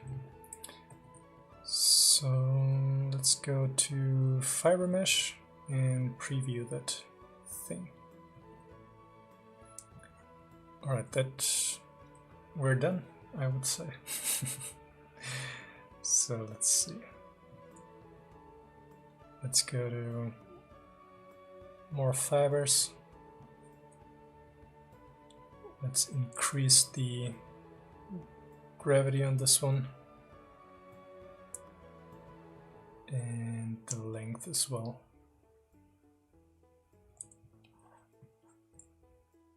So this looks already quite cool. So I will blur out the mask here and inverse it. So we get some smaller stubbles at the edge. And this will give quite nice results, hopefully. So let's accept it. Yes. And what I will do now is to go to my move brush and use it to shape the beard.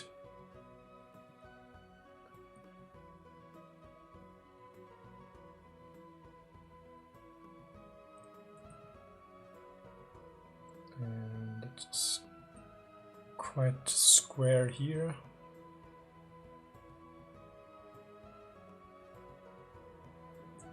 So that doesn't look too bad. At least it's a start. And I think the chin in general is too far down. Maybe if we move the mouth down a little bit together with the rest of the head.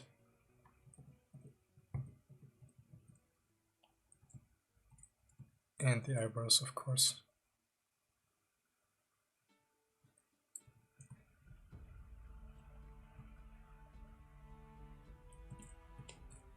I think this looks better.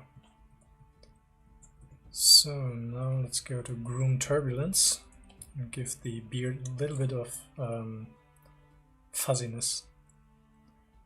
So I want to have it as a subtle effect, so I will use a smaller amount of intensity.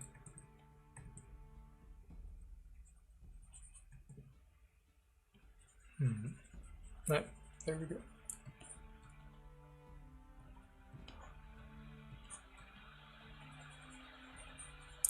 Just to get a bit of randomness going on.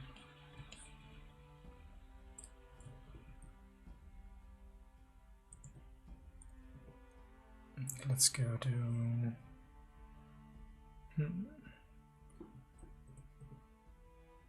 Groom Spike. Just want to see if I can give it some more variety or texture.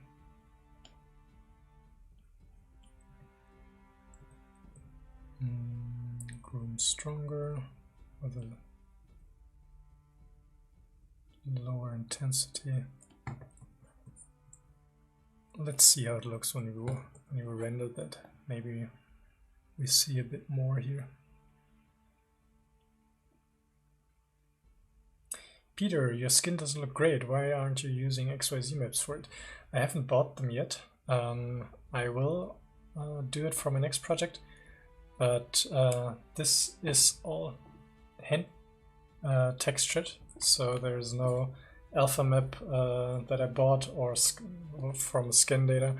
This was all handmade, so to say, and this is the render that I got out of it. It's still a little bit stylized, but I would say it still is has quite a nice touch to it, and gives the these cool specular reflections that I like. But yeah, still something that I can improve on.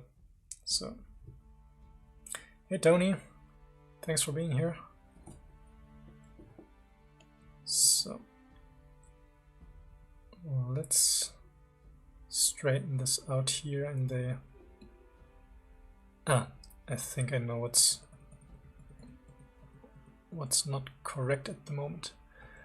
I have to go to brush and then to fiber mesh and reduce the front collision and the front collision variance. So this way I can actually groom it downwards. As you can see, it sticks out of the face quite a lot. So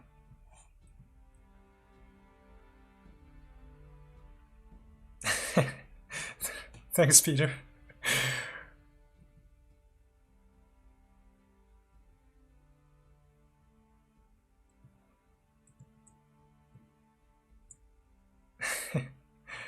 Sir Flower Pot. It feels kind of fluffy at the moment. Maybe that's a cool effect. I mean, it's still a stylized kind of character. So I think there isn't the necessity to make the beard like hyper realistic. So maybe I will go for the fluffy feeling. I kind of like it as well.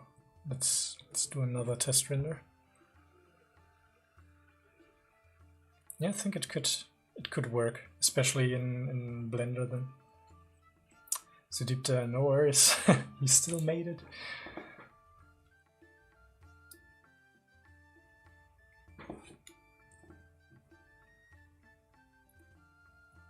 So I think here in the... I want to change the direction a little.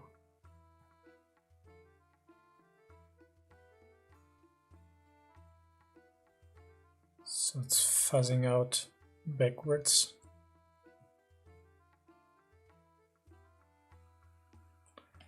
And I will shape the silhouette here as well.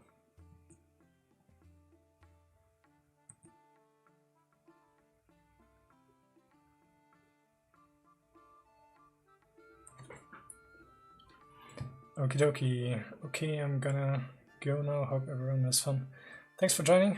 Hope you have a great day, evening. Don't know where you are, but yeah.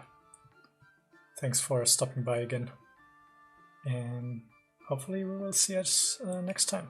So take care.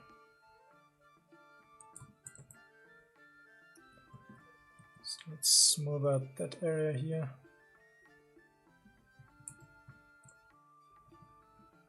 And I think the overall direction of the beard is now looking much better. What I don't like at the moment though is that it's coming down from the face like this, and then there's a sharp angle. So I will try to push it inwards a little to make a smoother transition. Suppose I will make any character. How am I use this character for game and movies?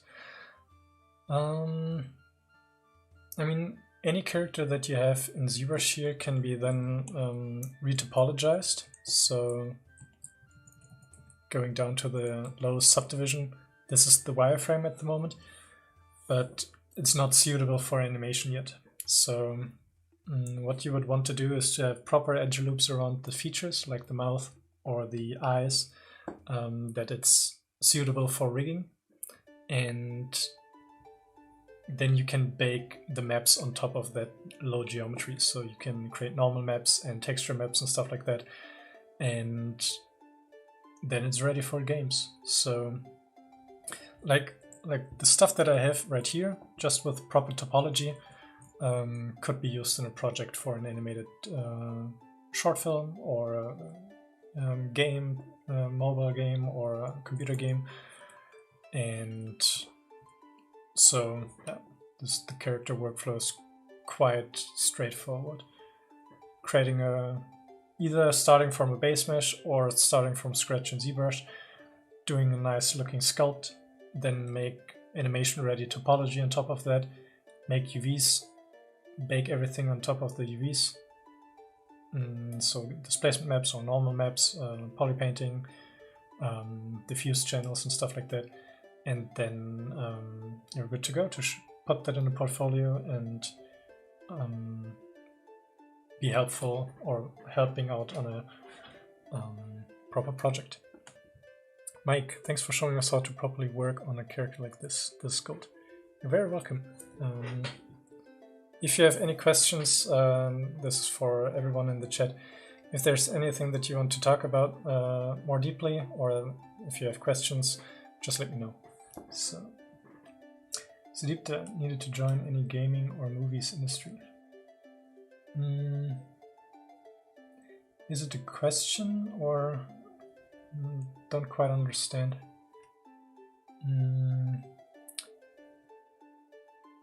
So if there's a question in there, maybe rephrase it so I understand it in a way that makes sense.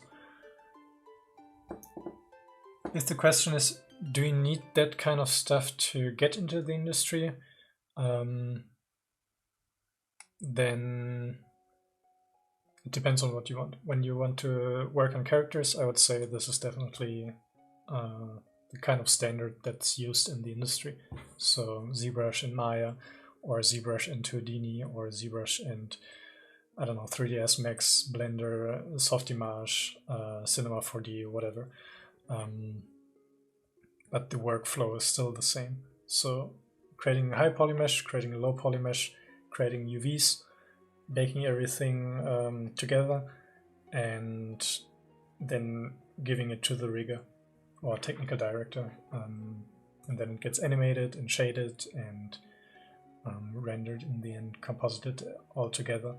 So, and the modeler, the responsibilities of a modeler are usually creating the high poly model, creating the low poly model, creating the UVs, and most of the times, especially in smaller studios, it's creating the textures as well and giving the whole asset further along the pipeline to the rigger or technical director.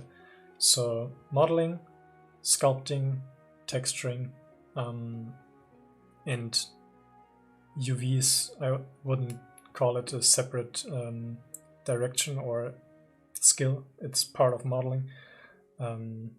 This the stuff that's needed most of the time.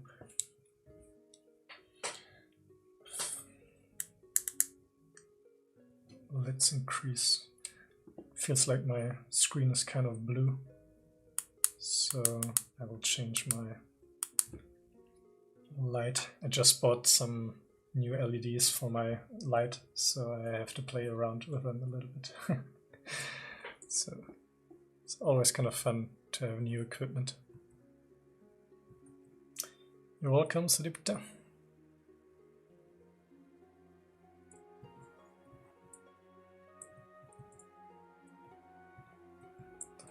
Right, I think another thing that I should get right is the angle of the lines underneath the eyes. So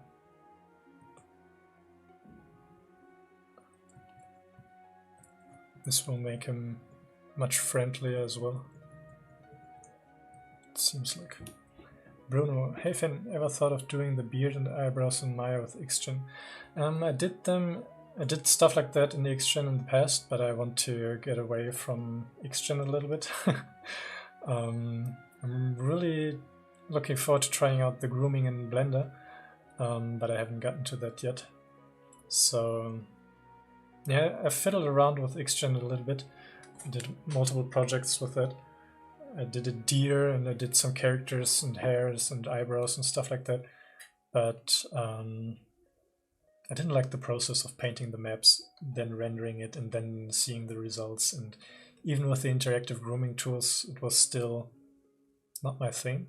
And I hope that in Blender it's a bit more straightforward. So, but the results can't be beaten. So XGen is like the state of the art still. And the results from that, or you can get amazing results, like a lot of big studios are getting. Historian, when you paint subtools separately and you mesh and remesh, is there a way to keep all the paint work done on the head and hands, EDs, for example?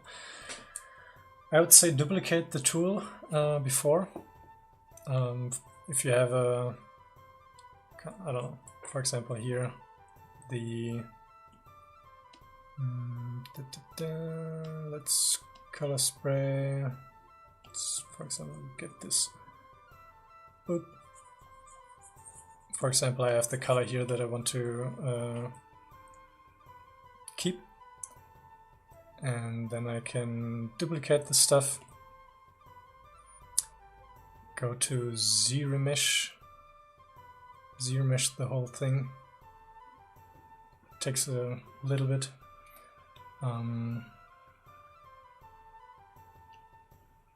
And in that stage, for example, you could fuse everything together and for example, dynamesh everything and or make a retopology by hand could be possible as well.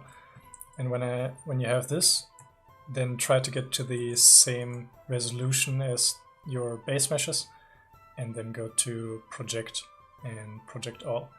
And it will ask you if you want to get the poly painting data as well, and you can say yes to that. And then you have your poly paint again on your model. What you can also do if you don't want to project the geometry anymore, so you are satisfied with the poly painting, but you don't want to project the details, you can store a morph target, then do the project all, say yes to the poly paint, and it will change your geometry, so to say. But what you can then do is to go to morph target and do either switch or use the slider to remove the geometry. What you can also do is go to the morph brush and erase certain things. Just make sure that you turn RGB off, and this will only affect the geometry then. And this way you can keep all the painted information that you did. So.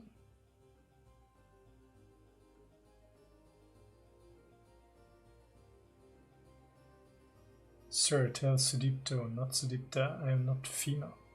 Oh, but your name says Sudipta, so I wasn't sure, or I wasn't aware that it's the wrong name. So, or I can just call you Roy if you want, whatever you prefer. So, let's jump back to the model here.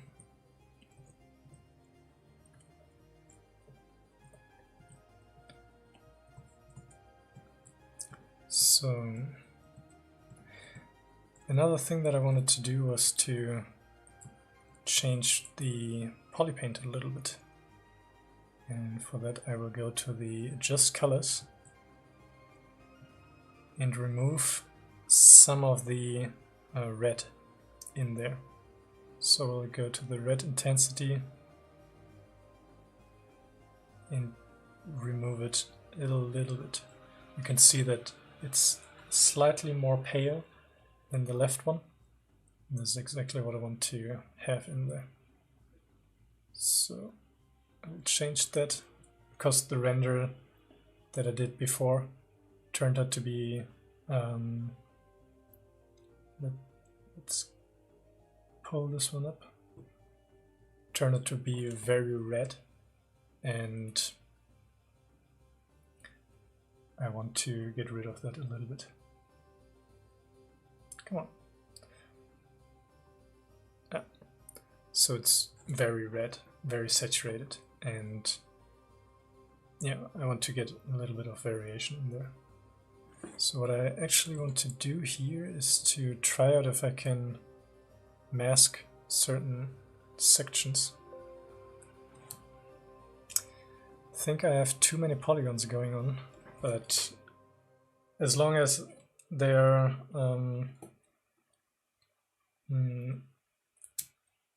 how do you say it? Fatal errors that's still safe the tool, then I'm fine. But if I lose progress, it's really annoying. So let's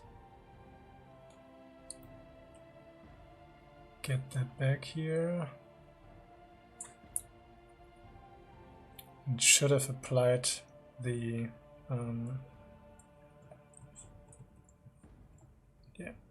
the change in the of the poly paint. So somehow the shader even looks nicer than before. So what did I want to do? Yes, I wanted to mask the mouth and the lips specifically, because I want to make a color adjustment on those, just on those.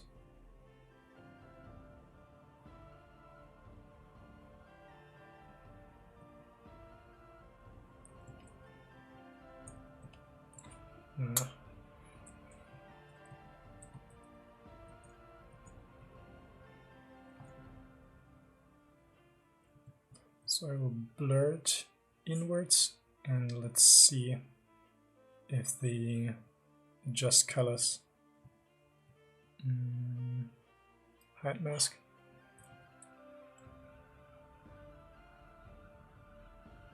Alright.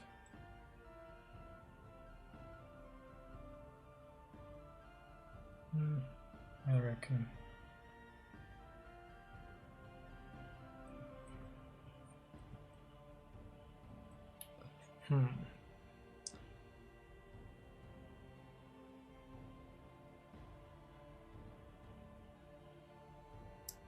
Citrix, awesome. Thank you very much. In this orthographic view, it seems like I could change the jawline a little bit more, but the beard is covering that anyways. So let's. I think that's cool.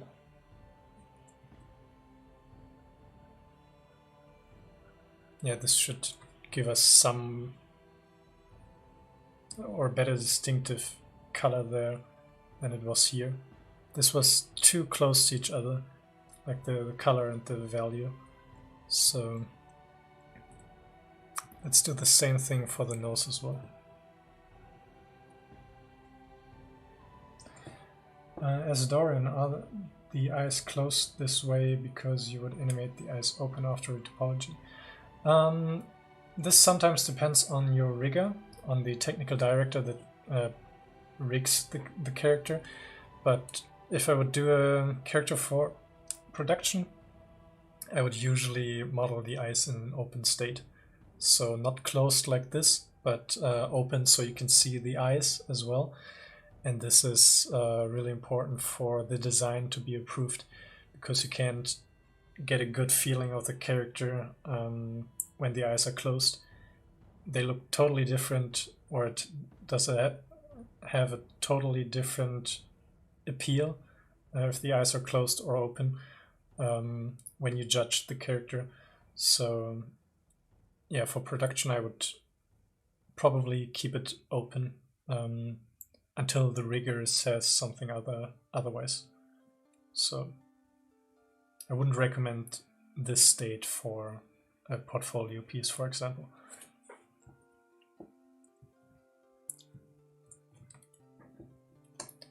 I think for some people it's easier maybe to retopologize the eyelids when it's closed, because you have more surface area to draw the mesh on, but with a little bit of practice you can get it in an open state as well, so I wouldn't worry too much about that.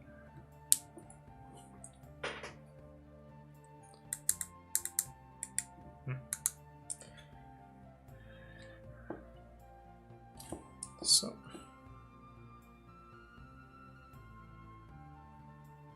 yeah, I was just testing out the light, but it so yes, I've seen this in one of the artists from Naughty Dog where the eyes are closed this way. I see. Yeah, but it's more of a technical thing, I would say.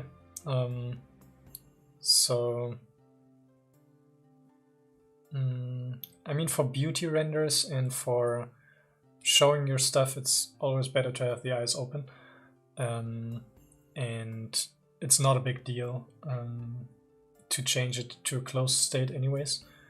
So sometimes you're even required to do the blend shapes for open and closed eyes, or blend shapes for the face in general. So being able to model open eyes from closed eyes and vice versa is a good skill anyways. So yeah, but I prefer my models to have open eyes because I can judge the face a little bit better. So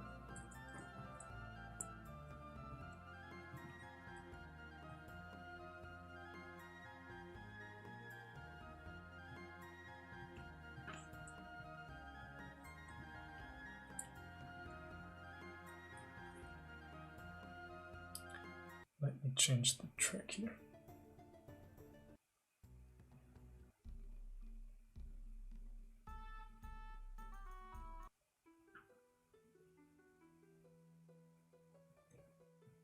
I don't know what's in my playlist.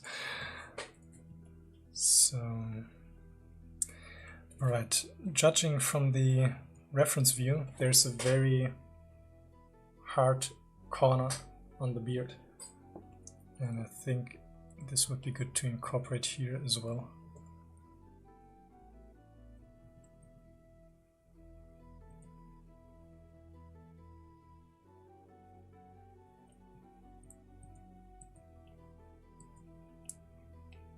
So I'll try to get a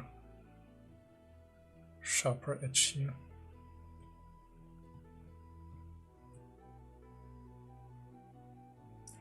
Well, so don't understand it, but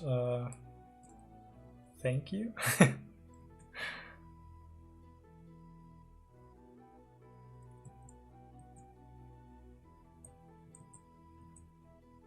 So I get a sharper edge in here,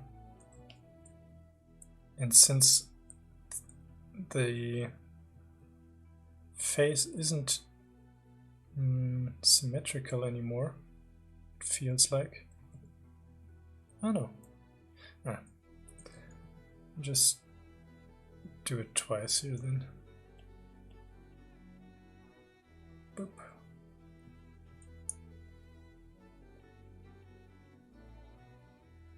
Come on.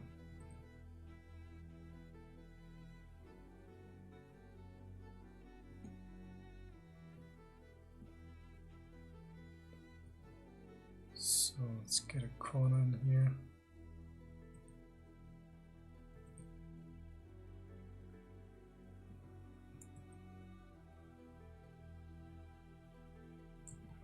All right.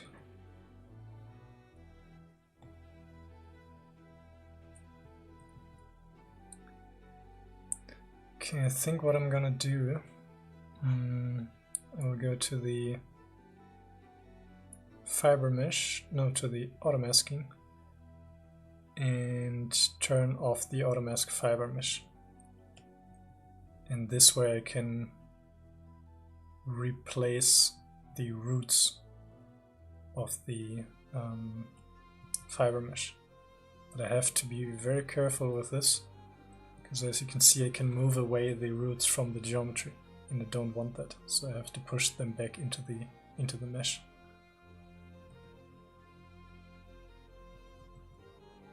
Very realistic top. Thanks. If you mean the cloth, I used the new features in Zbrush, which are awesome.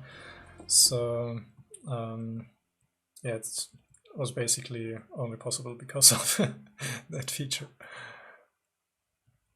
But it's a lot of fun to play with them.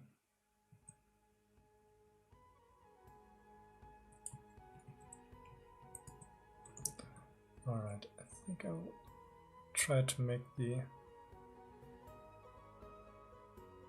beard a little slimmer, like this.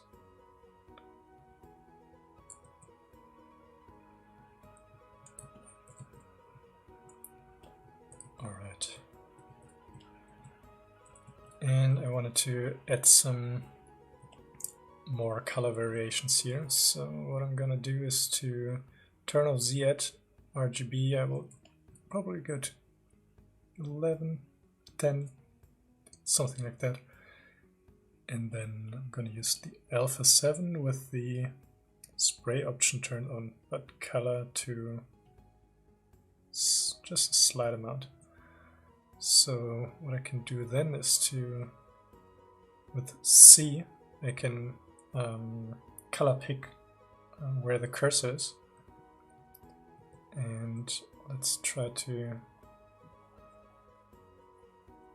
get some more color on the cheekbones. I think I will even reduce the value a little bit more, so it's more distinguishable from the rest.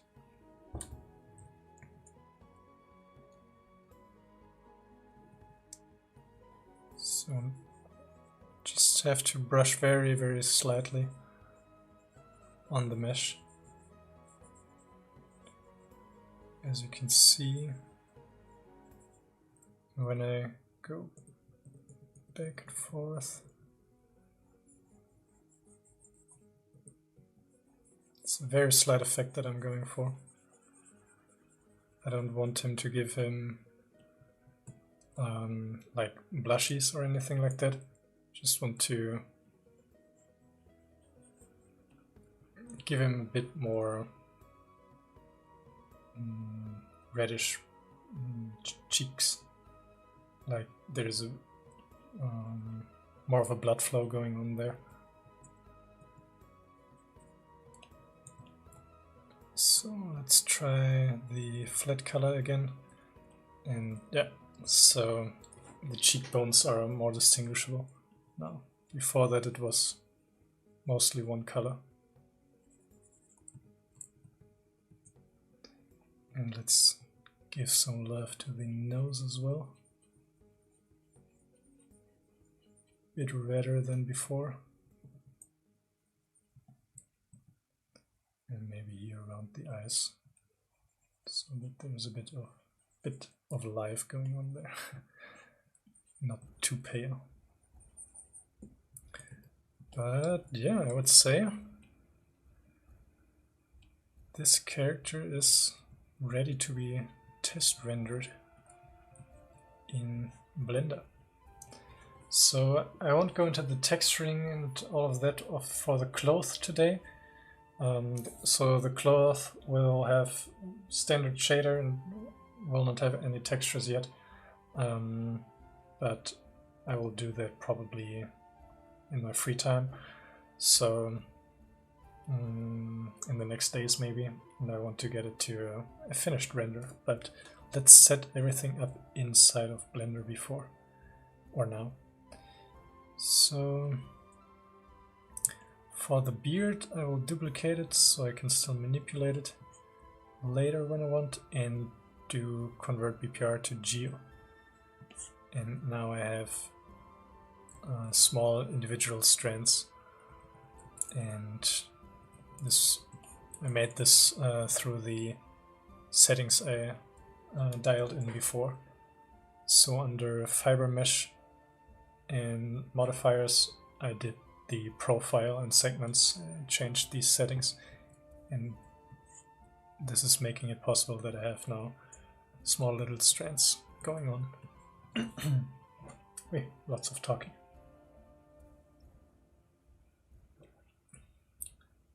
Thanks, Jay. Doing a course and such. I see. Edithia, love from India. Greetings from Germany back to you. Thanks for joining.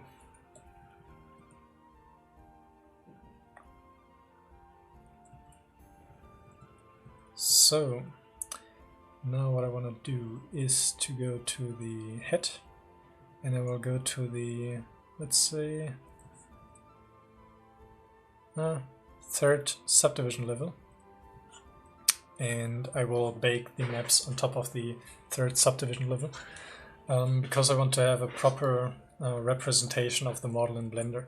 If I would go to the low subdivision level, it wouldn't look that good, and maybe I would get some artifacts with the displacement map, because I'm not using a vector displacement map, so I will use this resolution here for my base mesh in Blender. So, and now I have to go to the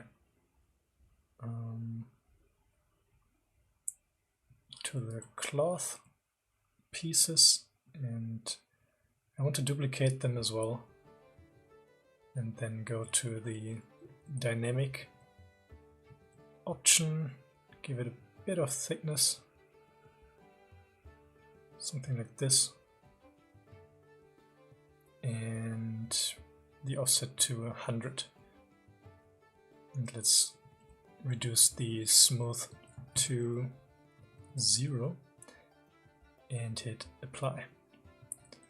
And now what I can do is to go to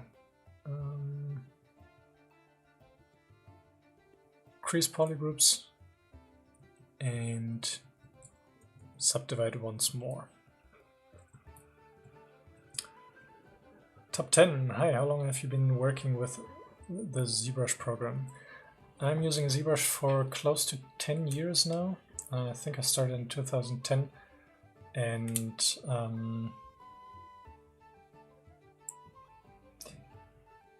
Akshay Kumar, can you show your old art? I think we can do that. I haven't checked it out for quite a while, but I can go to my old DeviantArt page, and let's check out my older stuff. So I haven't updated it for quite a long time, so let's go down. So yeah, these are my old sculpts. So I started out in Mudbox, and I sculpted these things in Mudbox for, these were my very first sculpts ever. It's quite fun to see. As you can see, I was just exploring sculpting itself. So, and I was like, I have to do speed sculpts, so I put the time that I spent on it underneath them. So yeah, quite old sculpts, but they were quite a lot of fun.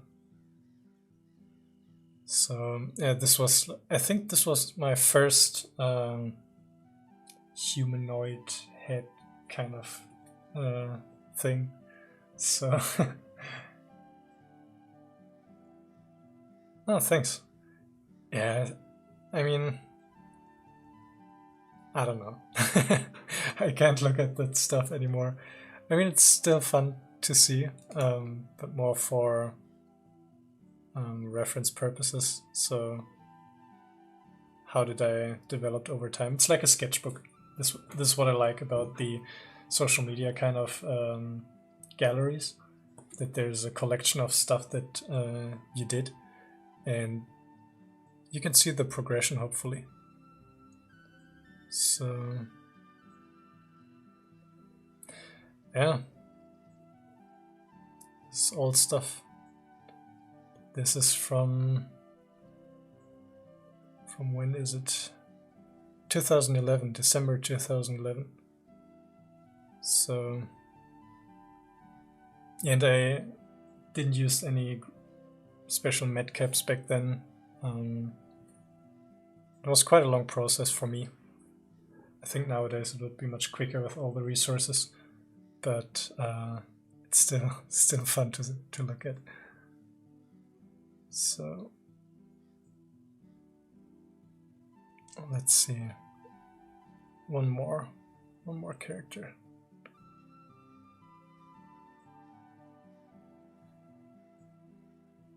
Yeah, this was an attempt for the golem,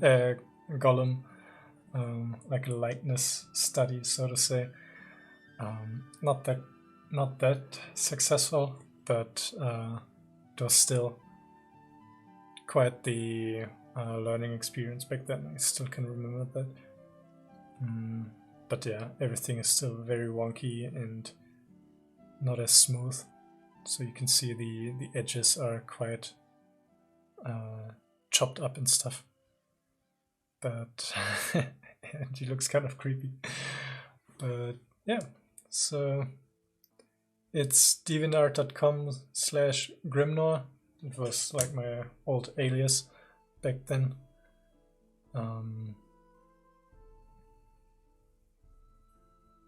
Yeah, such a long time ago. There's some drawing stuff that I did. I want to get more into drawing again. I plan to do like an art grind, so a session of 1 month where I want to just dive into drawing and draw every day. And I will probably stream that only on Twitch, because it's more casual, just studying and hanging out. But yeah, I want to get more into drawing again and painting. I really like colors and stuff like that, but I'm really bad at it at the moment. So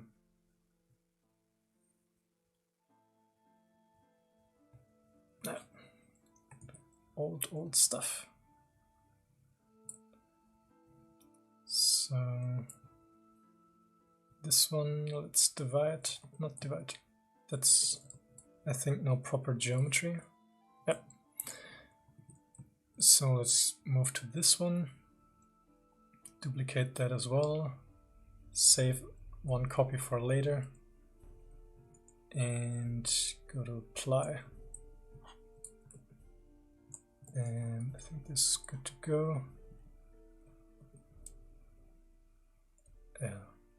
Apply. And fix the intersections here.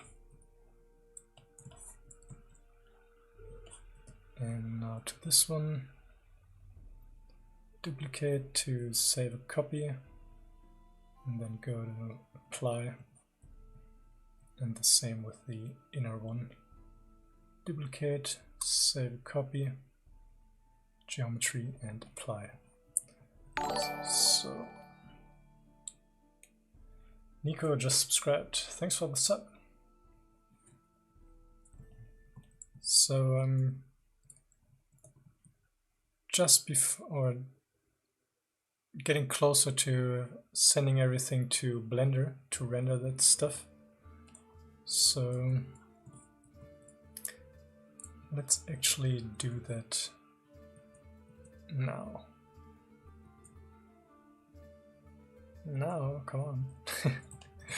Alright, so Z plugin, then FBX exporter. I want to export everything that is visible. Let's check if I have everything else hidden as well. It looks good. So I can go to export. And let me switch to my, I think it's head 34. and V2. So now the plugin goes through all the subtools and exports the meshes. And then I have to set up or bake out the texture maps and the displacement map for the skin, and then we're good to go for the render. So file is exported. Let's go to the multimap exporter. Akshay Kumar, good night. It's 12:30 AM here. Bye. Yeah, that seems to be pretty late. So have a good night. Thanks for joining. I will probably go for maybe a half an hour more, and then I will go to sleep as well, so, because I have to get to work tomorrow as well. So yeah, thanks for joining. Take care, and the next stream will be on Wednesday, same time. So hopefully see you there as well. So Z plugin. What I want to do is to go to, or I want to have the texture from Polypaint and the displacement map at 8K. Hello from Jamaica. Hey, that's awesome. Hey, Jace Cover. Hope I pronounced it right. Greetings from Germany back to you. So this is all set in. That should be good. So create all maps at 34. Cool, that's awesome. So see you on Wednesday, I would say. Take care, man.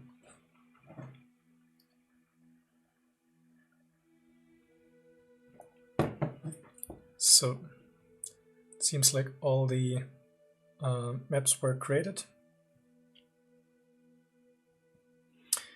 Akil, I'm back and I didn't do any work. Oh no, don't worry.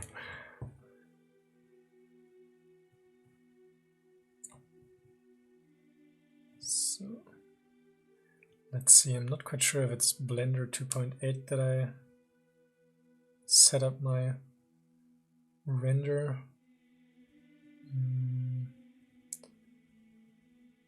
So let's open this one up. This was the old renders setup that I did.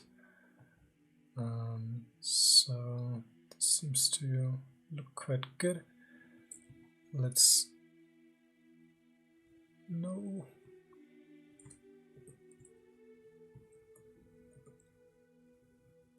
God damn it.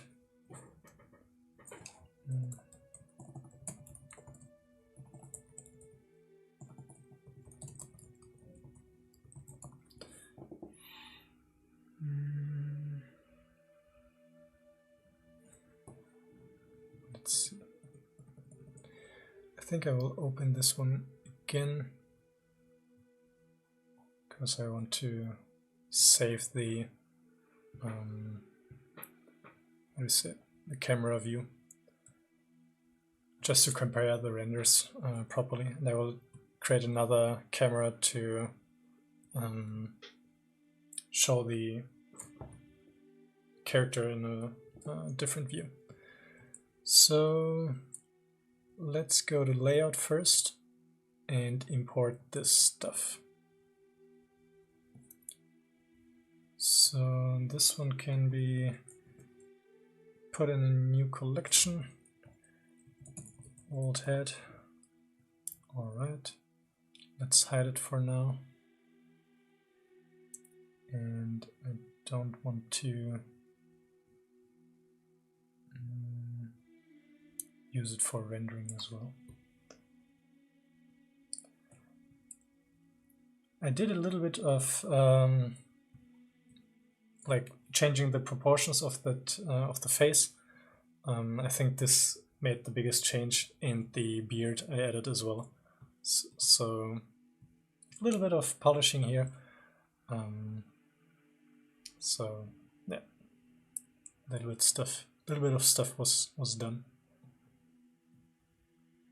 So let's import the model. So project, characters, head 34,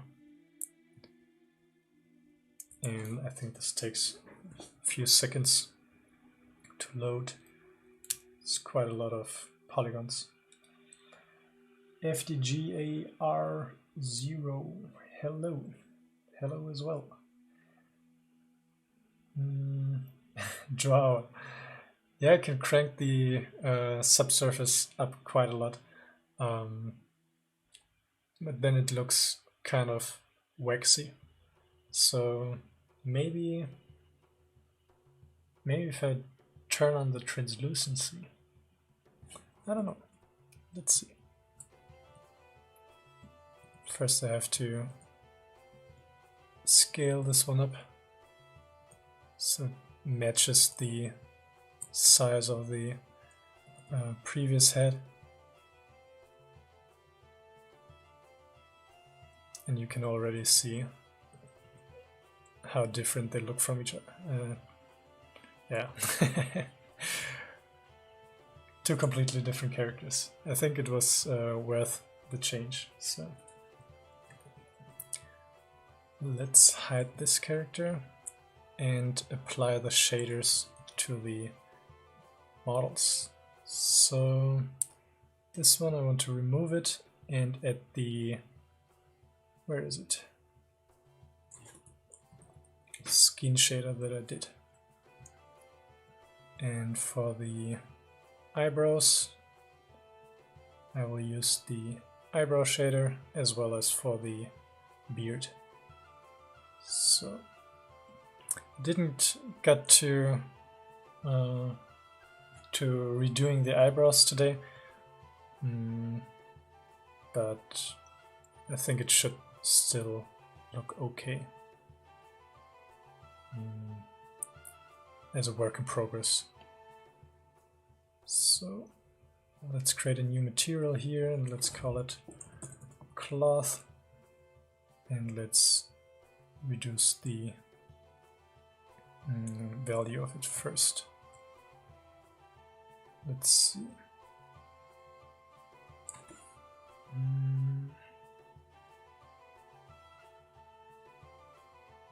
Not quite sure why sometimes it doesn't actually preview.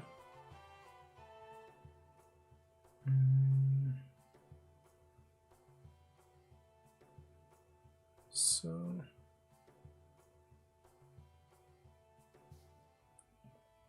maybe if I go to the rendered view, I think that was a mistake because now, so it is displaying the proper material, but not in the viewport. So you know what? Why not give it the colors directly?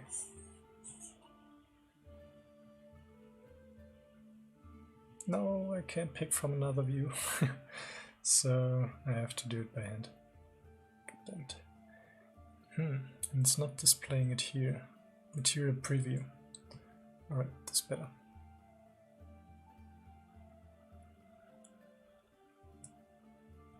So it's a bit too orange, so maybe a bit more green.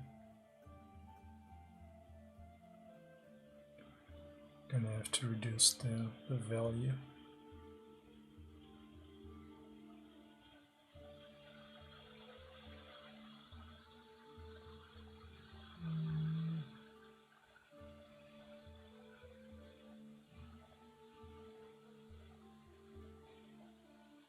Something like that. Hopefully. Yeah, I think that's okay. Specular, this is okay. Roughness I will increase quite a lot because it's cloth and I don't have any micro details going on there, so let's give that this shader here as well, cloth. And for the shoulder piece, I will create a new shader, new one, and it will be cloth red. And I will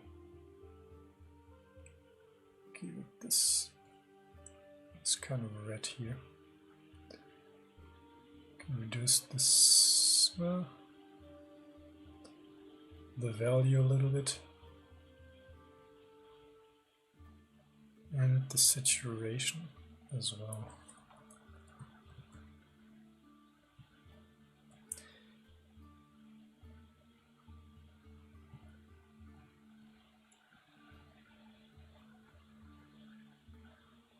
All right, let's see.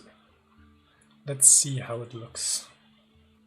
Now, something that I would like to try out is the sheen. This is a property for cloth, which might add a little bit to it. So let's see. Let's jump back to the camera, and let's. Sorry, I have to connect all the correct maps again. So for the displacement map, I'm using the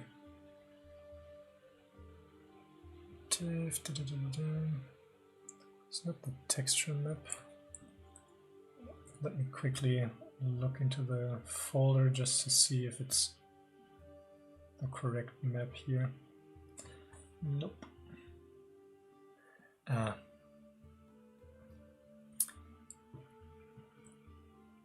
I saved the wrong.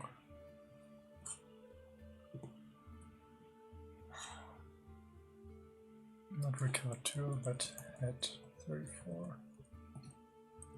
Head.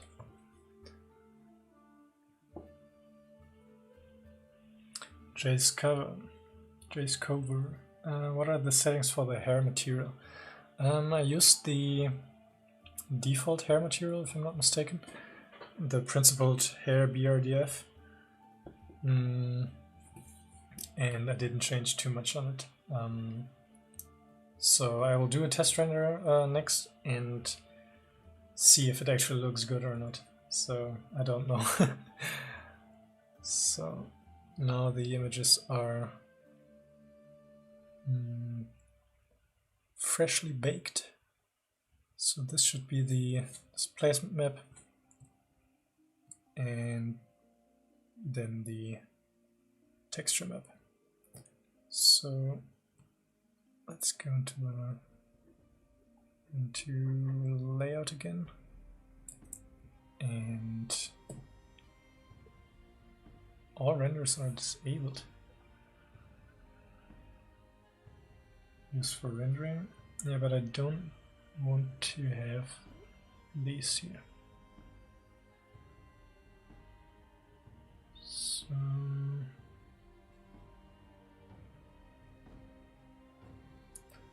let's see. Visibility, not for the renders, and this one not for the renders as well.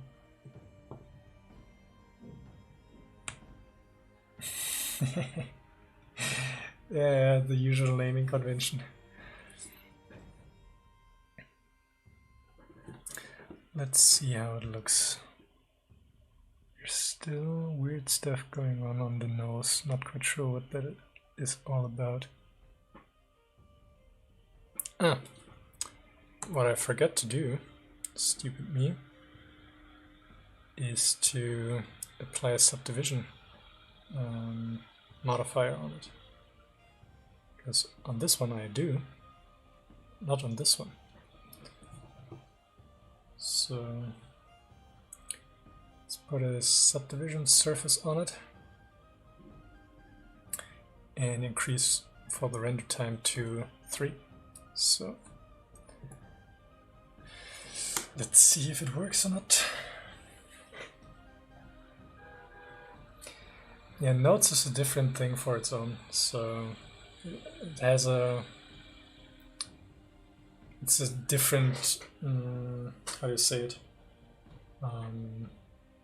approach to working, and it's a different thought process that it requires. So yeah, I shied away from using nodes for quite a while before I tested out, or before I got into rigging.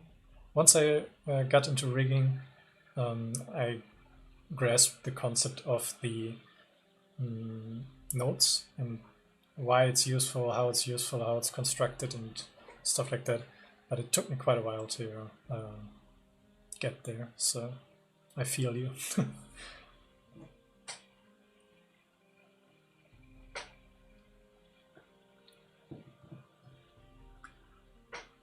So, let's see.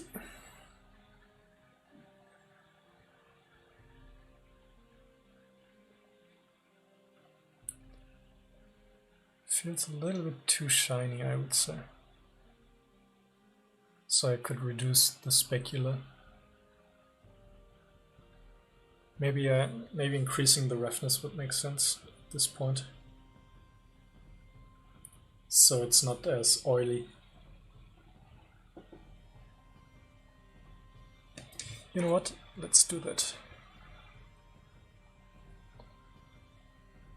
Let's go into materials, roughness.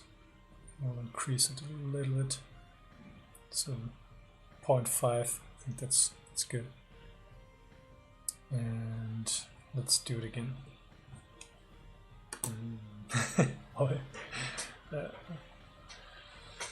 So it's a bit of waiting time now. So it would be interesting if there's anyone that is currently doing their own stuff at the moment as well. I know that Jay is doing housekeeping course and stuff.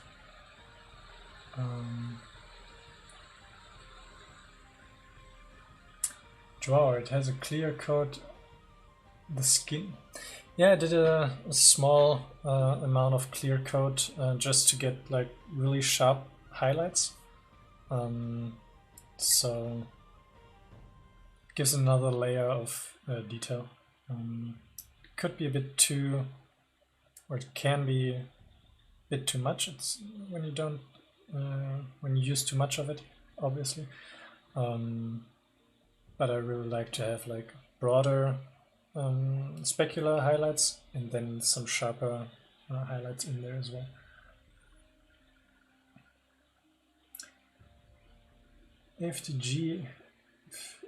FTGAR. Oh, I'm working on an animation for a game. That's awesome. That's really cool. Jobin, PC specs. I'm working on a laptop. I have 32 gigs of RAM and a GeForce RTX 2060, if I'm not mistaken. And the CPU, I don't know, but it's an okay one, I would say. J.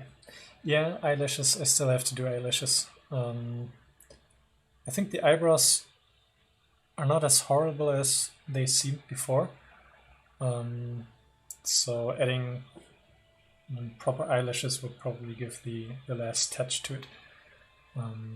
I will do it together with the details on the cloth and stuff, so it will probably be another session to get that to a final stage. I'm not quite sure if I do it on stream, but we will see. So, since I still have to wait a little bit, shameless plug for my Patreon page. If anyone wants to support my work, my channel, there's a link in the description to my Patreon page, and we do have a small Discord community there that is sharing the stuff that people are working on.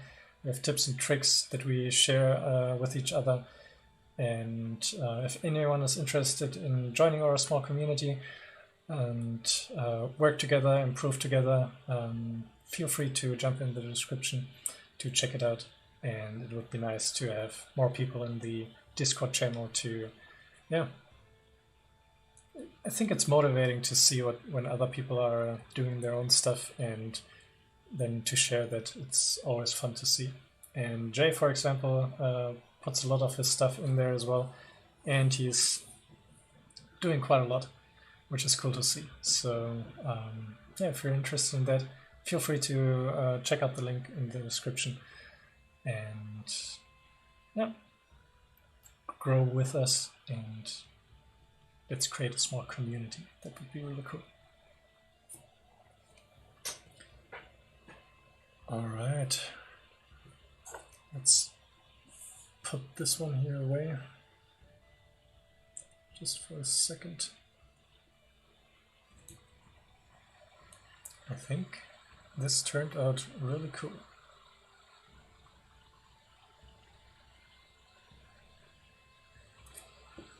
And just as a comparison, this was the model prior to that, so the rendering prior to all the changes that we did today.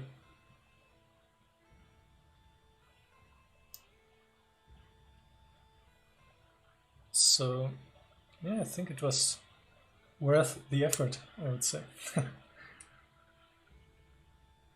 Aki, my friends are watching this with me now and they have never seen digital sculpting rendering before. They are now.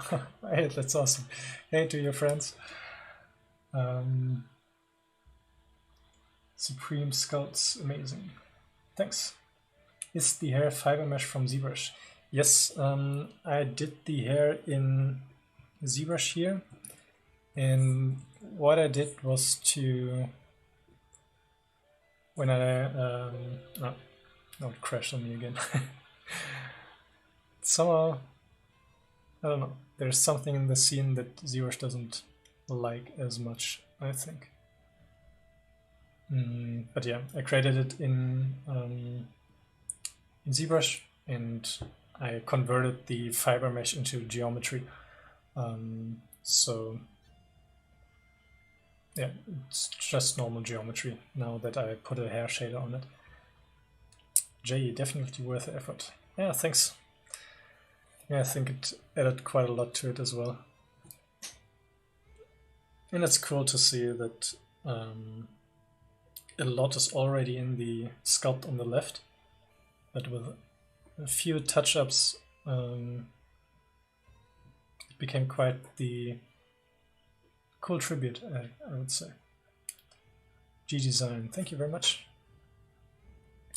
So let's see. I'm not quite sure. I think I will leave it here for today.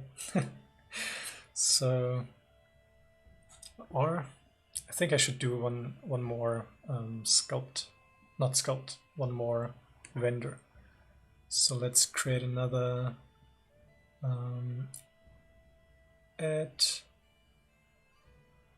let's add another camera. And how do I jump into this one? Oh.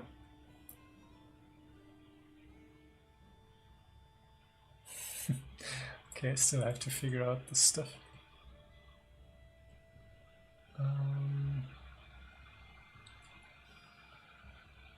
Local camera. Nope. Let's see. Not this one. Camera 2. Alright, camera 2 view. And let's do a render that is a bit further away. Something like that.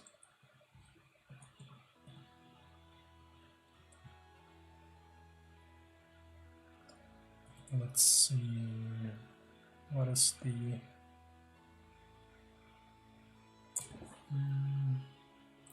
so 50mm, let's try a 35mm.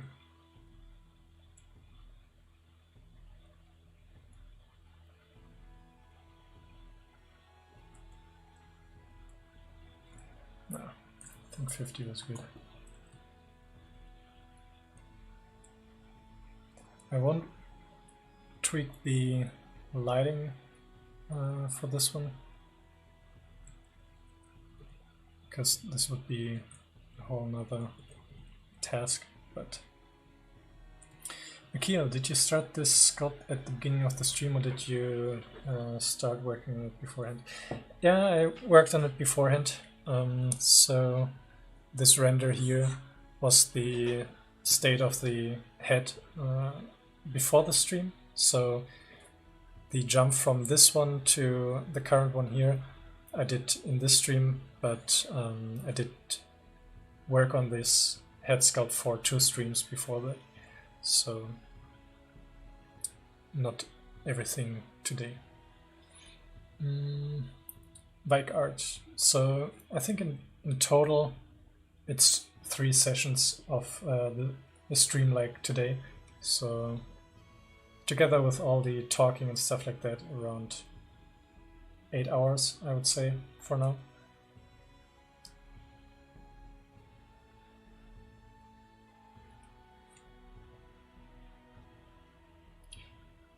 Mike, this is crazy. I've been putting together the Western Air Temple from the first series. Oh, that's cool. Nice coincidence. So, alright, let's hit render again. Let's see if he chooses the right camera. Scene view updating, frame 1. Can't see which camera currently gets rendered, but we will probably find out very soon. So this stuff about rendering, it takes a lot of time and it feels like you're working, but the computer is doing all the stuff. So let's see. A lot of stuff in the shadows. Yeah, I think I have to work a bit more on the lighting setup. It's a very quick HDRI together with one point light, I think, and there's still a lot of improvement, a lot of room for improvement there. So, and I think when there's more texture on the cloth, it will bring everything together as well. Right now it feels like plastic because there's no surface detail on there, and the shader is not tweaked in properly, so still a lot to do, but it's getting there, I would say.